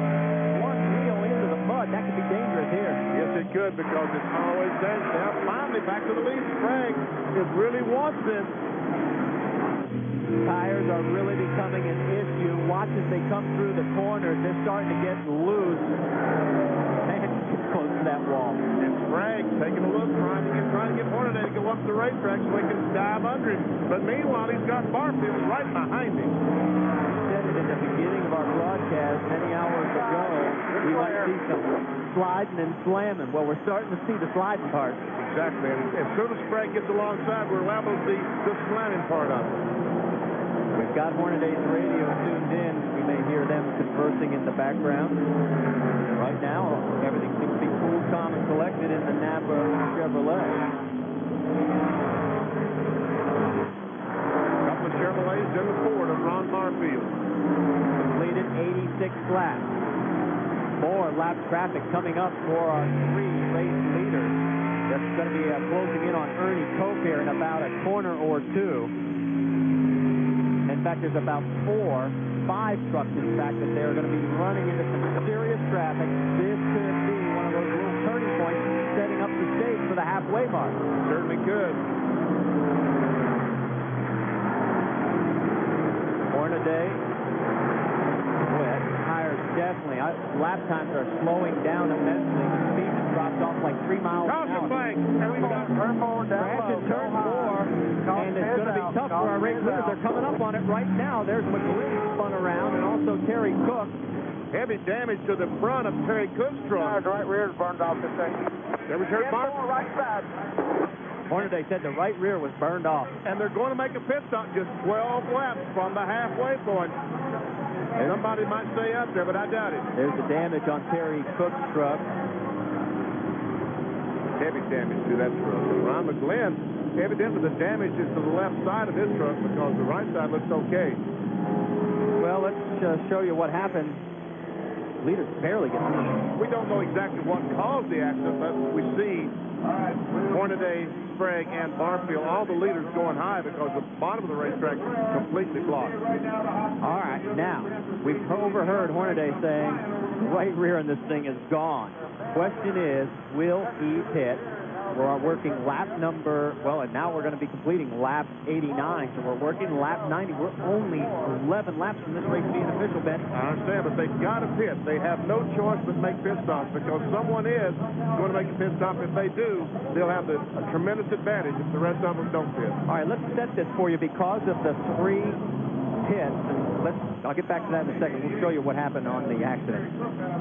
There we see McGlynn spins around. The left rear tire was flat on his truck. Of course, I guess that when Terry Cook runs in, I guess that's what makes the left rear tire go flat. I thought maybe that was the cause of the spin, the left rear tire being flat. All right, pit lane is closed right now. Let's set this for you. Remember, there are 3 different pit lanes. When you come in, if you're one of the 6 lucky guys who gets the first lane, well, they even it up by giving you a 5-second additional hold at your pit stall at the end of the stop.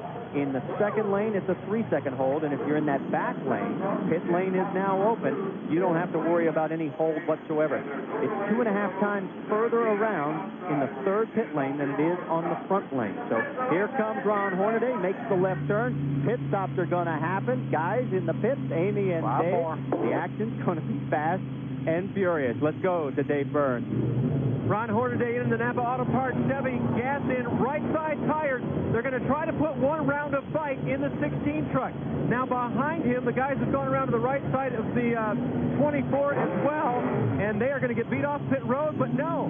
He's being held now. The time assessment given by NASCAR, and they get that in every pit, and Jay Sauter and Stacey Compton will beat Jack Sprague out of there. Amy. Rick Corelli had an awesome pit stop. He took on right sides and 2 cans of fuel. No chassis adjustment. His truck is getting faster and faster with every lap. Guys, the best pit stop of the day so far was turned in by Ron Barfield. 2 trucks did stay out, but Barfield came out first in all the trucks that did make pit stops. Those trucks that stayed out can't pit because they're laps down, and they have to wait to this lap to go ahead and make their pit stop. But Ron Barfield, you're right. The ice-out truck is the leader. Now, he was pitting in that middle lane, but he had the best pit stall. He's right towards pit out, the very first towards pit out, and his time assessment to even things up, according to NASCAR officials, just 3 seconds. And right now, he is your race leader. So there's his crew, and boy, they are happy. Yes, sir. They ought to be. Pat yourselves on the back, guys. Well, so now we've got our 3rd leader and our 4th lead change here at the NAPACard 200. Yeah, it's steaming hot. We're back with more racing after this. 1 lap to green here at the NAPACard 200, and we are working lap number 93. The race is official at 101. Let's reset the field for you. It's Ron Barfield up front, Ron Hornaday in second. Then it's Jay Sauter in third. Stacey Compton moves up to 4th through the pit shuffle, and Sprague drops back to 5th. Sprague will lose 3 positions on that round of pit stop. See Greg Biffle back in 6th. Rick Corelli is now 7th. Mike Wallace in 8th. Dennis Setzer is now at the 9th spot, and Andy Houston, the 10th place truck. So that gives you your top 10, and we're getting ready to go back to green flag racing. They're into turn number 3. quite amazingly, we had no collisions on pit lane. I thought where they would funnel back in, Benny, that we were going to see a loggerhead. But the guys kept their cool, moved back out, and blended very well. Pace truck has pulled off. Crowd is again coming to their feet here at Evergreen Speedway, and we're back to green flag racing on lap number 94. That was Rick McRae in the burn care Chevrolet truck on the very bottom. At Evergreen Speedway, we're working lap number 94. Ron Barfield is your leader at the NAPACard 200. Ron Hornaday looking to go underneath. A little bit of rubbing. They come out, and it's going to be Barfield or Hornaday. At the stripe, it's Hornaday. And Hornaday has that preferred position. Now, does he drift up the racetrack? Does Barfield come back? He tries to. And Jay Sauter, that Goodrich truck, getting off the racing. Fifth lead change. Hornaday wants to be in front of the halfway mark. Remember, you get the Gatorade bonus. That's $1,000. If it rains, you've got the race lead, and this race ends. You've got about $1,000 on today. Exactly. Right now, Ron Hornaday is thinking of one thing: win this race and get that $100,000 bonus from the folks at Craftsman. First five, literally almost nose to tail down the back stretch. Hornaday with Barfield, Sauter, Thompson, and Sprague. And Corelli's now moving in. And their Sauter gets on the inside of Biffle, takes the spot away. Here comes Andy Houston. He's on the inside, taking the spot away. So Biffle loses position after position as he's hung up on the outside as Jimmy Hensley goes by. He's bumped back to 10th right now. Let's go down to the pit lane and get an update on Biffle, Dave. Marty, before the pit stop, Greg Biffle was loose into the turn, tight in the middle, and spinning the tires coming off. It was a bad situation. They changed left side tires, and they put 4 turns on the track bar, raised it 4 turns, and they tried to correct the situation that way, but they may not have fixed it, Marty. I think the key word here is he is going back further. Left side tires. Left side tires, but he has left sides now. Almost in contact between him and Randy Tolman, the 25 truck. They were hoping, I guess, to get a quick caution flag now, shoot in and change right sides, they would have 4 tires. Well, he has dropped back, and as they come across his right this time, Tolman is all over him. And Biffle, that time, just about lost the truck as he came off turn 4. That bump I was talking about, he just about lost it off turn 4. Biffle is 13th, Tolman is 14th. Look at this, they are banging on each other back that far in the field.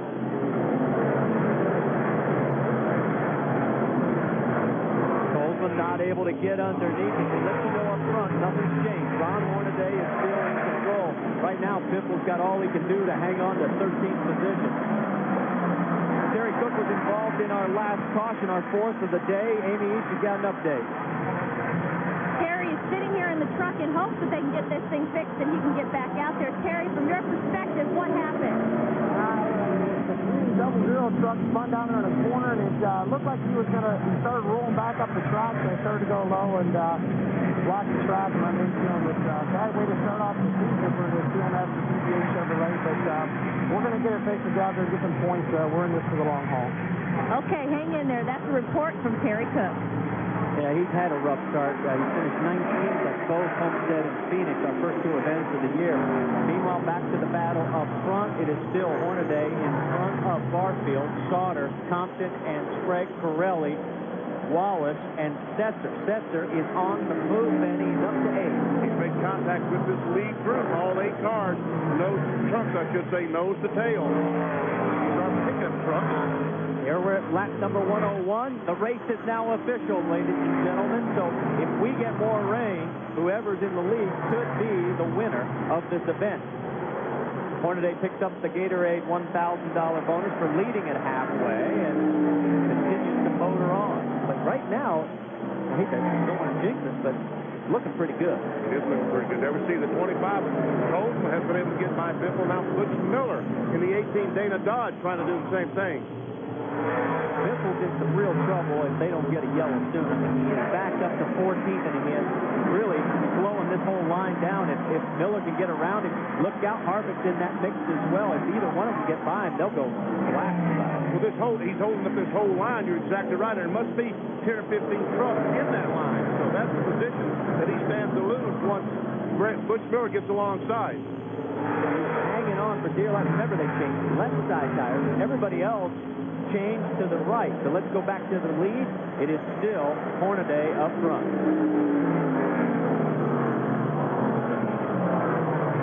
Coming out of turn 4. Barfield dropped one wheel off on the infield berm. This seemed to destabilize the truck. On board with Mike Wallace. Right now he's in 7th. Corelli's right in front of him. Now we go on board with Ron Hornaday looking back at second place. Here comes Barfield taking a look inside. Barfield has a run. He's got his nose up to the door, the B-pillar post. Pretty soon you're going to be looking at each other side by side. No, Hornaday, horsepower still holds the lead, but he's got the non-preferred line through 1. Yes, Hornaday's up on the top side of the racetrack where you don't want to be. Meanwhile, they're absolutely side by side. Hornaday right now has a bit of an advantage. But Barfield trying to get on the inside. Still there. Takes a lot of trust in each other. Barfield can easily just slid right up into it. Good clean race, and they come by the stripe one more time. Hornaday still has the lead. Uh-oh, they're rubbing now. Little bit of contact. Hornaday got a little bit loose. You see the tire mark on Barfield's right side door panel. Still there. And right now, Hornaday's trying to grab the 55 truck in the infield. Barfield says, I don't want to go down there, but Hornaday comes out with the lead. This crowd is standing and cheering as these guys go flying by again. Hornaday hangs on to the lead. We're working lap 109. Question is now, did they both burn up tires? And will that allow these other guys to get by them and reel them in? Look at Sprague trying to get around Compton. And Mike Wallace trying to get, that was Sprague trying to get around safety Compton. I thought it was Mike Wallace. Trucks are too close to the same color. Right now, if you go from 1st to 10th, you've got yourself a freight train. Literally, you could just tie a rope to each one of them. They are that close to each other. And now Ronnie Rush in 11th is trying to get into that battle. And now make it a 12-truck freight train because Holzman has pulled up the caboose. And once again, Jay Sauter in the Goodrich truck, after a few laps, starts falling back from that front two. So right now, Ron Hornaday working lap number 111 of 200. Stay with us. We'll come back with more racing action from the NAPACard 200. 200, you're looking at the race lead. All those trucks are on the lead lap, and that's how close this racing action has been. Ron Hornaday is in front of Ron Barfield. We're working lap number 113. And Greg Biffle has been passed by 3 trucks. Butch Miller was able to get by. Kevin Harvick, the 98 truck, was able to get by. Also, Scott Hansen in the 52 truck got by. He is back to 17th place, Benny, and he's in trouble. Let's go down to pit lane with Dave Burns. Marty, you called it earlier. We told you they raised the track bar to try to tighten him up a little bit. They went too far. He's too tight now. They need those right side tires to complement the handling on the 50. Got a great battle going on right in front of him. That is Rick Crawford and Mike Stefanik trying to get around each other. And Biffle as well. Whoa, we got a spin. That's Tom Hubert. Look out. And if there's nothing to slow these trucks down, and the caution flag is out, and guess what? He didn't hit a thing. How do you do that? That was amazing. That record's supposed to be wrecked right now. So the caution is out. Our 5th of the day. Our record here at Evergreen is 7. And it is going to allow everybody to cool off the tires a little bit. Well, we might see another round of pit stops, Benny. We know we're going to see a lot of round of pit stops. Now Biff will go in and get the right side. The question is, what will the other teams do? Will they change right, or do they have to change left? And that's why we have Amy East and Dave Burns. Woo, Hubert's got some smoke. I'm wondering if he's got a tire rub there. Yeah, it looks like that right side. He's got trouble. Evidently what caused the spin was contact with another truck. Ooh, look at that. It's on fire. It's so hot. So pit lane is closed right now. Let's go back and see if we can see what happens as they come off turn 4. Tom Hubert is going to be, I guess he gets tagged from behind. I'm assuming that he gets some contact from behind. This is amazing. I thought he was going to hit that concrete wall there. Then I thought he was going to hit the wrecker. Yes, and he didn't hit anything. He didn't hit anything. Just pulled up to the drive-through window. Oh, now we've got a fire. Oh, yes. So now Hubert is climbing out of that pretty fast. This happened last year to Jay Sauter. He ended up getting a lot of tire rubber up into the plug wires, and it ignited, and they had a fire. And the pit road is still closed because of the fire that's in. Now, that's right. Let's push this truck out of the way. Evidently, he lost some fuel or something. Well, it is burning down there in pit lane, and that is in the 3rd lane area, the 3 lanes that we're talking about here. But once again, NASCAR wisely closed pit road so trucks would be coming in trying to make pit stops amidst all this kind of problem. So I would expect maybe next time by that they will open pit road, and we'll see what happens. So Tom Hubert's problems have been multiplied, and we are now working lap number 117 of 200. Ron Hornaday is still your race leader, and it looks like looking to see if they change the flag to go to green for pit stops, but right now it is still closed. Still closed as the pace truck comes by the next time. As you see, there's no driver in there. Tommy Hubert has jumped out. So John Conley, his father Jack, there's John Conley, and there's his father Jack. Pushing. Okay, now, pit road will be open this time by. Now what will he do? Right side, left side, or stay out? My guess is he'll pit. Danielle Riggs waves the flag. Pace truck comes by. Ron Hornaday is coming in. Barfield will follow. In fact, everybody follow. Let's go to Dave Burns. Ron Hornaday pulls the 16 into the pits. They will go over the wall and change left side, and they will also put some bite in the truck. There goes the wrench. It goes in. He needs to get better coming off the corners. Meanwhile, the 55 truck of Ron Barfield comes in. They will go to left side. He was tight. They tried to loosen him up, and now he gets his time assessment, and Ron Barfield is out of here.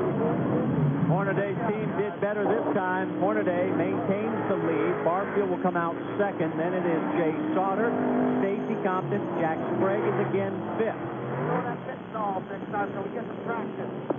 Yes, sir. Heard the radio conversation. Now remember, they'll pull up behind the 2 trucks that are a lap down, and I would imagine that they would be coming in this time by. Let's go to Amy East. Tom, a bit of a scary situation there. You had a little incident on the track, but actually the fire was when you got into the pit stall. Do you know what happened? Yeah, I think we knocked a brake line or something off, because I didn't have no brakes coming in. You know, we had nowhere to go. We were just following. You know, we got no practice here at all. Our first lap was when the green flag dropped, and the truck was actually halfway decent. I was just learning the track, and we passed a couple cars, and we were struggling there after we changed to right side, and the 73 just got impatient. You know, he got me sideways, and that's fine, and I saved it, and then he just drove right through me again. So we'll take care of it somewhere down the road. Well, you did an excellent job in not hitting anything on the track. It's unfortunate once you get into the pit that the truck looks a bit charred now. I know that your truck owner, John Connolly, will get everything together for you guys next weekend. Better luck next time. All right, thanks. I have a feeling Tom Hubert will not be sending David Starr a Christmas card. So they're working underneath, and let's go back and see what happened one more time. Well, the blue truck is Hubert, and there we see the white truck behind him is David Starr, the 73 truck. Again, we can't see that. All we're going by is what Hubert says, that the 73 of Starr got in the back of him and caused the spin. The one thing we can tell you is we have had 6 caution flags now today. Our record is 7, and hopefully we won't tie it. We're working lap number 119 of 200 here at the NAPACard 200. Don't go away. Ron Hornaday is the race leader. If he does it, he picks up a $100 grand bonus. California Truck Stop 300 from Bakersfield at 7:30 Eastern, 4:30 Pacific next Saturday here on ESPN. And we are going green. Ron Hornaday is your race leader. We're working lap 121. Hornaday tried to get him a great jump on Barfield. As a matter of fact, did get a little bit of a jump. Now, all these trucks have been able to change the left sides. Let's see who's going to be the fastest now. And this time, Greg Biffle didn't put right sides on. What will that do to his truck? Well, his crew picked him up some spots. He moved up to 13th in that serial through the pit rotation. And here comes Jack Sprague. He's on the inside of Stacy Compton. Takes that spot away. So Sprague moves into 4th, bumps Compton back to 5th. And here comes Dennis Setzer. He's in 6th, right behind. There you see Hornaday, Barfield, Sauter, there's Sprague. Here's the battle, and it looks like Setzer's got his sights on his fellow Dodge of Stacy Compton. He's underneath him. Yes, he is. Here's for the position. Comes off the corner, Setzer's alongside. You think that's far away. Right now, Stacy Compton having problems keeping his trucks on the bottom of the track. So Setzer, who started 19th, has moved into the top 5. Remember, there was no qualifying, so it was based on last year's Drivers' Championship points. That's what put him back in that 19th spot. Battle for 12th. These two knocked each other down and drug it out all the way to the end for Rookie of the Year. We're on board with Andy Houston, who finished second to the man right behind him, Greg Biffle, and that is for 13th position, 12th actually on the racetrack. Trying to get on the inside, can't quite make it. Let's go down to Dave Burns. He's got an update on Greg Biffle. Marty, he said so far he liked the truck a lot better. They put the track bar back where it was. They put half a spring rubber in the right rear, and they gave him right side tires. They're hoping that that loosens him up just a little bit to where he can drive the truck again. Right now he's doing better than he was. He's 13th. Right now you're looking at our race leaders. Here comes Jack Sprague. He's got Jay Sauter in his gun sight. That's the third. Right now, Ron Barfield has the lead of the race. Ron Hornaday in his sights. We saw Hornaday had a 3 or 4 car length, truck length advantage. No more. Right on the tailgate is Barfield. 75 laps to go here at the NAPACard 200. Hornaday, as we come by this time, we'll check the speed at the line, see who's got the quick truck.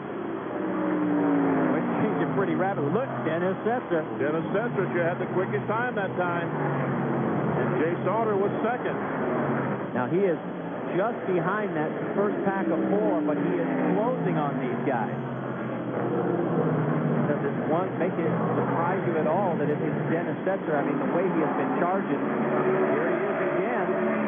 The number 1. Will he make it this time? Yep. Yes, still the fastest truck. So keep your eye on the number 1 of Dennis Setzer. He is in 5th. He's trying to close the gap on the lead pack. Boy, Sprague is trying to get underneath Jay Sauter in the worst way. I tell you, truck is really good. I think Ron Barfield is really, really good. If he could get out front and get by himself, I think they'd have a hard time catching that ice out forward. Well, you mentioned the fact that they've had some tough goings earlier here in the season. They finished 15th at Homestead, 21st at Phoenix, but both those races, I mean, they had a competitive race truck underneath them.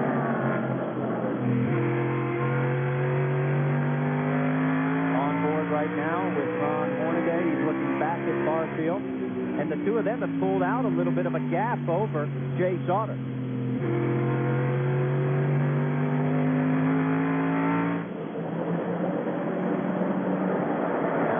We're working lap number 130, so this time by we'll have 70 to go. Once again, Barfield is right there, right on the tailgate. Doesn't have all the parts Chevrolet pickup. So if you look at the top 5 right now, you've got a Chevrolet followed by a Ford, then 2 more Chevys, and then a Dodge. So everybody's pretty well represented.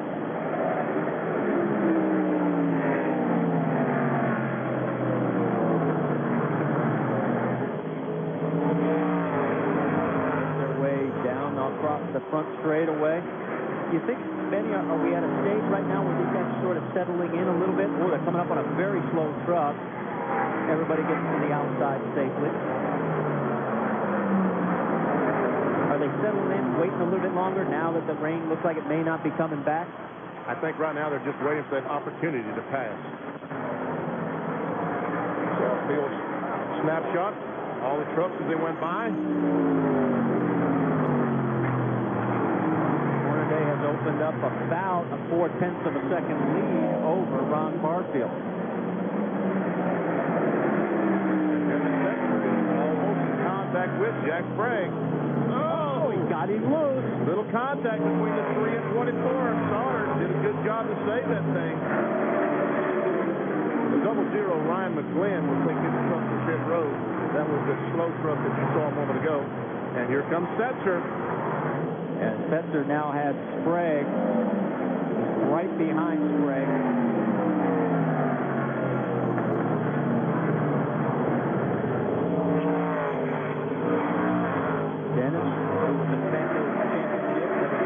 race victory at Mesa Marin next week.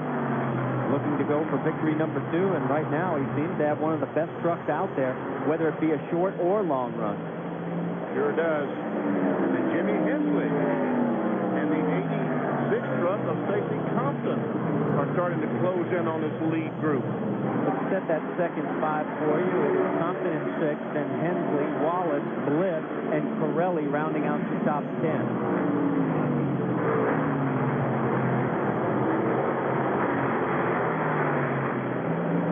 Slow truck off to the right of your screen is Rob Morgan. Looks like everybody's making it around safely.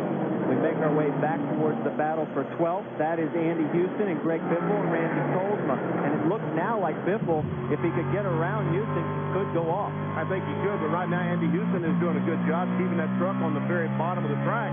And Kolsma trying to take a look on the inside of Biffle. There's just no room down there.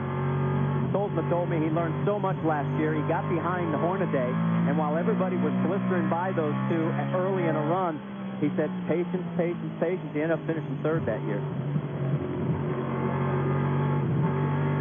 On board with Andy Houston as we're still looking at Greg Biffle trying to get around him. Ron Hornaday is our race leader. Ron Barfield is that close to him. Stay with us when we come back. We'll have a lot more from the NAPACard 200 here at Evergreen Speedway. You're looking at our race leader. That's Ron Hornaday and Ron Barfield. They're 1st and 2nd. We're working lap number 139 of 200. Hornaday could become the 9th winner from the pole. The last time he won from the pole was June 20th of last year when he did it at Bristol. Right now, there's a great battle going on for 3rd place. Jay Sauter is under attack from Jack Sprague and Dennis Edson. There we see the first 2 go by. We see that Jay Sauter has lost some ground to the leaders. Oh, big puff of smoke, but I don't know who it came from then. Looks like it's on the outside of the track, but I don't know. It will be. We'll check out anyway. There's Sprague right on the back tailgate of Sauter. Instead, we're trying to figure out what he can do. Well, while they're duking it out, it's allowing Hornaday and Barfield to pull out a sizable margin. In fact, the first 2 are over a second ahead of the next group. Here's the battle for 12th. Biffle was able to get by Andy Houston in the 60 truck. Also, now Kolsma's got by, and that looks like Kevin Zawinski, the auto design truck, was able to get by. And here comes the 52 truck of Hanson. So right now, Andy Houston in the 60, the Cat rental truck losing some of the grip. Yeah, he's back to 15. Zawinski right in front of him there is in 14. Biffle's moved up to 12th. We go back on board with Houston, and he's looking right back at Scott Hanson. Behind them is Butch Miller in the 18. Again, he could win the $100,000 bonus if he could get front and center and win this race. But right now, he's 13 seconds behind the race lead. And this has been our longest green flag run of the day. Yes, it is. And I would imagine these trucks can make it the rest of the way on gas, on tires. But at the end of the 200 laps, there'll be a lot of these trucks slipping and sliding. Oh! Barfield goes out, almost used that wall as something to bounce off of. That's Terry Cook. He's going around. Cook back out after having the contact earlier in the race. We've got 23 trucks on the lead lap. Let's go down to Amy East. She's got an update on Ron Barfield. Benny, you're exactly right. If they had to go the entire rest of the race, they could. But Ron Barfield's crew chief, Kevin Caldwell, said the truck is tight, and in order for them to give Ron Hornaday a run for the win, they have to have a caution to make a chassis adjustment. Without that, they're just driving around there hoping to hold on for 2nd place. Yeah, right now, Hornaday is pulling away from Barfield. Now he's a 2nd and a quarter. Talking about Ron Hornaday has a 2nd and a quarter lead on the white truck, the Ice House truck. And on the radio, can't make out who that was. That was Hornaday. They said, "What are you?" They said he was doing well, and he said, "I don't know what I'm doing." Well, he's doing fine. He is. Take our word for it, Ron. Now there, you see Rick Corelli has gotten around Mike Wallace. That is for 8th place on the racetrack. So Corelli trying to work his way back into the $100,000 bonus arena. He is 7.2 seconds behind the race lead. And he's pulling away from Mike Wallace. In fact, now Wallace is under attack from Mike Bliss. I saw a little smoke out of one of those trucks. I'm not sure exactly which one. Work their way through 1 and 2. It looks like they're starting to push up the race track as well.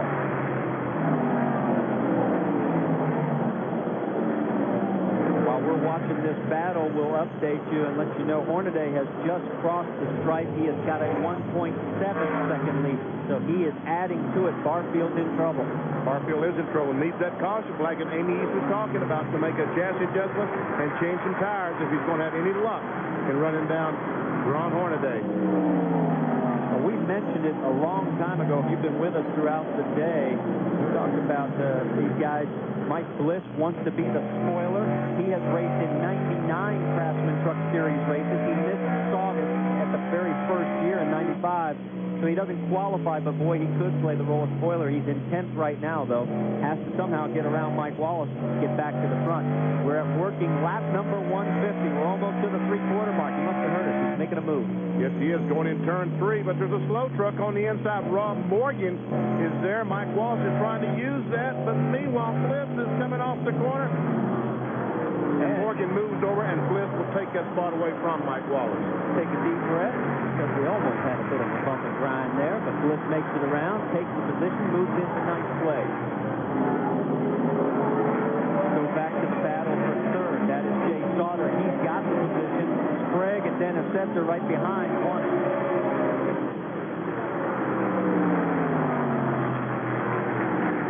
Sprague has really been working hard on Jay Sauter these last 30, 40 laps.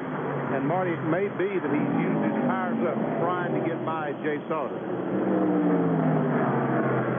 Let's go down to pit lane where Dave's got an update on Jay Sauter. Marty, for his part, Sauter's truck is very tight. They want to come in and change right-side tires the next time they get a chance and just use air pressure to loosen him up a little bit. The good thing, though, is that Jack and Dennis have not been able to get around him yet, but obviously he's also not catching the 55 truck. Well, all this is going on. We can tell you that Hornaday is in lap traffic. He has got David Starr in front of him. There you can see him, and that is Stefanik right in front of Starr. So Stefanik will finish second in our first race, having a bit of a problem here. He may be going a lap down very soon. Now, Hornaday drives up on the outside trying to pass these trucks on the outside. And he's able to get by Starr. Now, this could get real interesting. Stefanik may not be able to put up a battle, though. I mean, he does not want to go a lap down. Stefanik right now is running in 21st position. And he's a lap down. Watch David Starr trying to use the lead truck to get by Mike Stefanik. That's David Starr in 73. Pulls on the outside of Stefanik, and he takes a spot away. That is for position. Here comes Barfield through that mix. He's that third truck in your shot. He's side by side with Stefanik as we're on board with Ron Hornaday. And this is allowing Hornaday to pull some distance. He's got about 1.1 seconds on Barfield.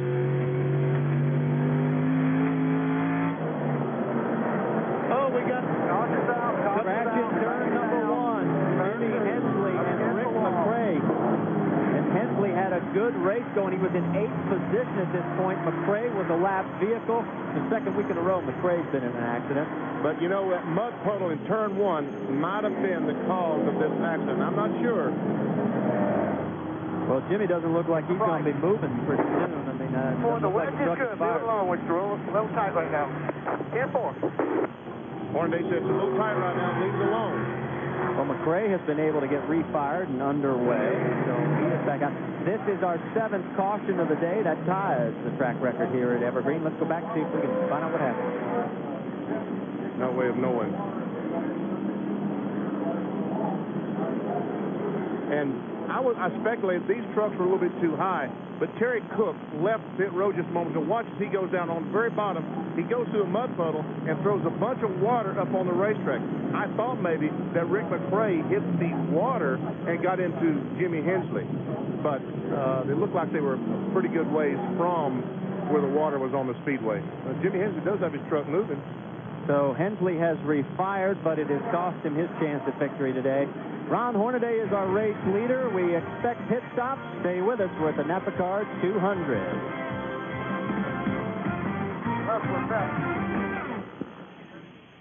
Out enough to get a new, fresh right front tire, but I have a feeling that's not going to be a fun piece to drive. No, it's not going to be, and he is the lap down.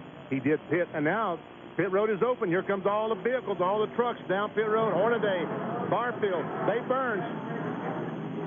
Pit, Ron Hornaday, they will go to the right side. No fuel this time. As you heard Ron say, he's just a little tight. They're not going to make any changes. The 24 truck of Jack Sprague, it is too tight. So they're going to put right sides on and hopefully loosen him up a little bit.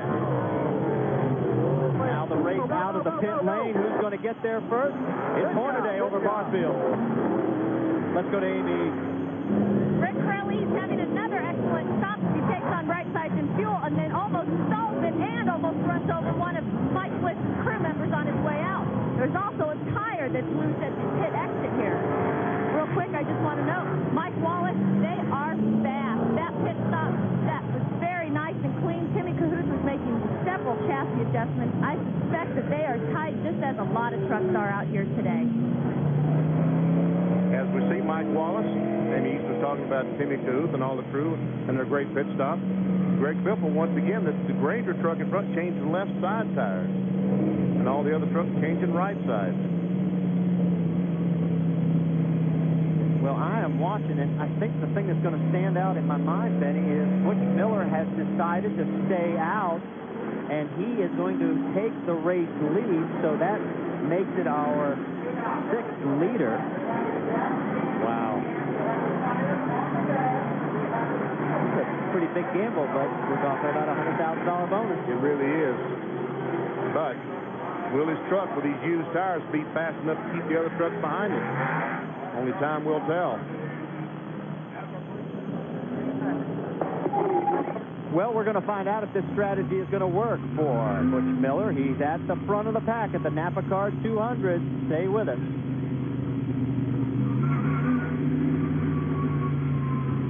His last pit stop was 48 laps ago here at the NAPACard 200. He is in front of the pack. Let's go to Amy. Real quick before they go green, strategy. You've got to tell me why you guys stayed out there. Is it $100,000? Well, that has a lot to do with it, but we haven't had all that good a day in the pit. We still, you know, have some modifications to make on our pit stops, get all that worked out.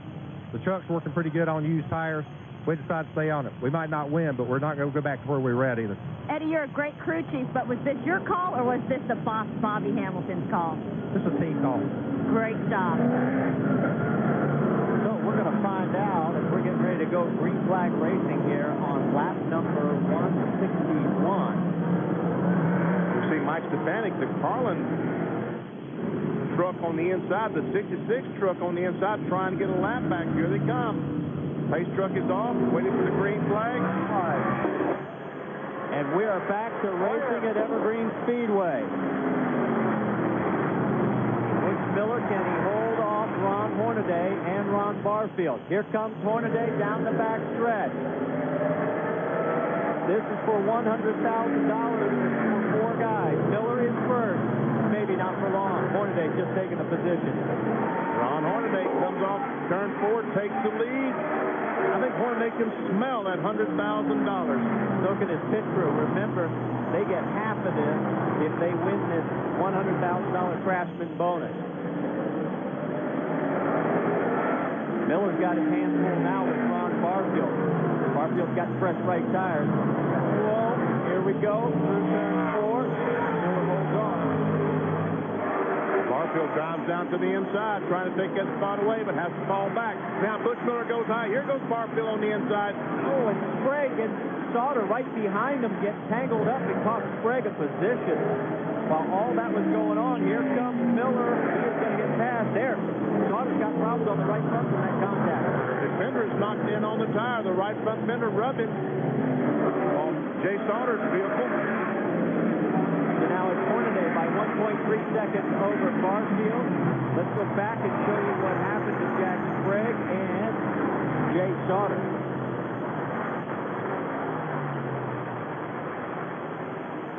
There we see Sauter gets in the back of Jack Sprague's truck. Wow. Sprague did a great job not to spin that truck out. Back to the action. Sauter's in trouble. That rubbing is getting more and more serious. Sprague is right behind him. This is a battle for 5th on the racetrack. He's going to be lucky if that tire lasts the rest of the day. Now he gets alongside. Now he has something that will cut a tire if he gets alongside that vehicle. And look at the smoke out of Jay Sauter's Goodrich. Well, I tell you, he has got to get to pit lane. That thing can't last forever. They have gotten around Butch Miller. Miller is falling back quickly. The gamble did not pay off. That used rubber just not enough to hold on. Right now, that is Mike Wallace trying to get by Butch Miller as we're on board. And that is for 6th place. Meanwhile, when you're watching this, we can tell you up front, Hornaday has about 0.8 of a second over 2nd place, Ron Barfield. Here they come. We'll have 32 laps to go this time by. Unless there's a caution flag, this race looks like it's going to be decided between Ron Hornaday and Ron Barfield. I don't think that tire on Sauter's truck can go 32 laps, Benny. And he is still out there. We're certainly going to try. There's no doubt about that. You're looking at the Ice House Beer Ford of Ron Barfield. Won $5,000 on the slot machine earlier this week. Maybe his luck has turned, because he has got only one guy to beat right now, and yeah, that's the master of this series, Ron Hornaday. Back to the battle here between the 99 of Mike Bliss in 7th place and Rick Corelli, who won it. And Butch Miller, we can tell you now, he's all the way back to 10th.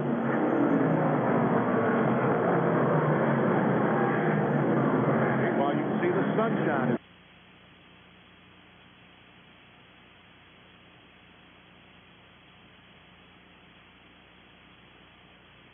Jay Sauter, he moves into pit lane. Dave Burns is there. Marty, they don't have a flat jack, but they managed to get the truck up enough to put the jack underneath it, and they go to work on the right-hand side there. Again, 16 tires total for the weekend, only 4 sets of right sides, so that's why they went back to the practice tires, pulling away the debris, trying to get Jay fixed up before the leaders come back around. And this is only a 3/5 mile track, so he's got to hurry to get going, and he will make it back out before losing another lap. So now, the leaders, Hornaday did not pit. The first 1, 2, 3, 4, 5. Finally, Dennis Setzer starts in the pit, does not pit. So it looks like we're going to go to the finish on the rubber that we've had since the last stop. Look at this tire. Well, that's when all the air left the tire, and you see how the outside retaining wall is damaged, that wheel. Look at the outside retaining wall where the heavy contact with the Goodrich service truck. And take a look here at the NAPACard 200. We have had 131 laps under green, 51 total under yellow. As I said, it's a record, our 8th caution of the day here.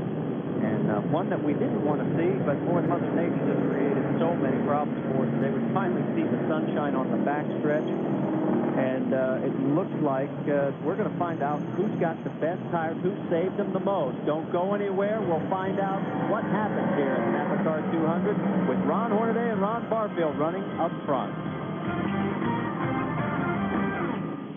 Marty, I just talked with Todd Barrier, his crew chief. They said they are pretty much out of it for the day. He hit hard enough to mess things up on the right front there. They've got the rubber back on it, but Jay's not going to win the race today. The crowd is on their feet here at Evergreen Speedway. We are coming up to 15 laps to go, and it'll be a shootout. Now, Ron Hornaday, the king of restart. Green flag flies, and boy, he gets another good jump on Barfield. Compton is 3rd, Jack Sprague 4th, 5th place now is Mike Wallace. This might have been the break that Stacy Compton needed, as we've been pointing out. That number 3 truck, the RC Cole truck, has been the fastest truck the last few laps. Hornaday has about a 3 truck length lead over Barfield. There is Sprague, who is a little further back behind Compton. Remember, $100,000 bonus to Hornaday if he can pull this off. Let's go down to pit lane, Dave Burns. Well, they've been having great pit stops all day, including one 15-second one that happened a while back. That's 10 seconds plus a 5-second time assessment. They put right-side tires on and loosened them up just a little bit with air pressure. They're really happy with the way the RC Cola truck is running.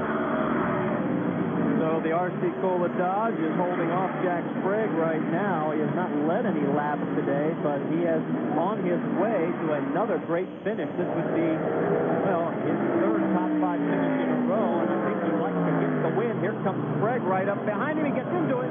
Some contact between the 24 truck and the 86 truck. I think Sprague might say, Stacy, it's getting to be crunch time, buddy. And right before, Stacy Compton could drive that truck aggressively. Now he has to drive defensively, trying to keep Sprague behind him. It really is affecting his speed. Meanwhile, there's the second, third, fourth place truck. Ron Hornaday is just driving away in that Napa Auto Parts Chevrolet. He's got a 1.3-second lead. That sun's got to be glaring right into their eyes coming through 3 into 4. The lead is now 1.4 seconds. Compton looks like he is slower than the 24 of Jack Sprague. Sprague can't get around Hornaday. Just pulling away right now. I don't know if Barfield has anything for him. Sprague, again, getting off the choice in the back bumper of the RC Cola. Take a look at our 4 guys that have a chance to win the $100,000 bonus. All of them in the top 10 now. Battle we've got going on the racetrack. There's the margin. There's Hornaday, Barfield, and here comes Sprague on the inside. Can he get underneath him? Can't do it. There is Greg Biffle. Has gotten by the 18th truck. Butch Miller moves in the 10th spot. They stopped to change right side tires that last stop. He's been able to pass several trucks with those new right sides on the Granger Ford. Right now, they show him in 11th spot. You realize if he stays there, there'll be 3 races in a row that he'll finish 11th. 7.4 seconds behind the race leader is Greg Biffle. Right now, we go back to the race lead, and Hornaday's lead is now 1.7 seconds over Barfield. I don't know, as we're working lap number 193, if anybody has anything left. Oh, and behind all this, it looks like Sprague may be going for position, trying to get back into this battle. There is Hornaday as he comes motoring around to complete lap number 193. And we can't tell you, yes, Sprague has gotten around the 86 of Stacy Compton. Takes over that 3rd spot. Now he takes off after the 55 truck of Ron Barfield. Can he catch him? Well, remember, we talked to Jack Sprague last week. He said, would you drive this race any differently than any other because of the $100,000 Craftsman bonus? He says, no, except the last 5 laps. So Sprague's got his work cut out for him right now. It's a 1.9 second. Let's go back and show you the pass where Sprague got around Compton. This is going in turn 3. Gets position, gets on the, coming off turn 2, down the backstretch. Going in turn 3, he has that position. Compton could do anything, nothing except let him go. So that's how Sprague got in. The guys on the Napa crew are about to get a $50,000 bonus to share because it was Hornaday who said, guys, you helped me win this race. Half of it is yours. That is Rob Morgan. Lap traffic in front of him. Morgan pulls way down on the inside. White flag this time by. Here we go. 0.6 of a mile for Ron Hornaday. The crowd is on its feet. It has been a soggy, soap-filled day, but it is going to be crisp $1,000 bills, a total of 100,000 of them coming to Ron Hornaday. And he has got a 2.5-second lead over Jack Sprague, his arch rival, coming across the line to win round number 3 of the Nascar Craftsman Truck Series.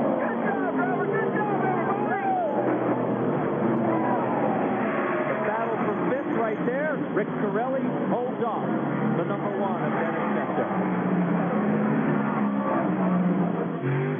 Well, catch your breath. Boy, you can see the sun coming into his eyes right there. Turns 3 and 4.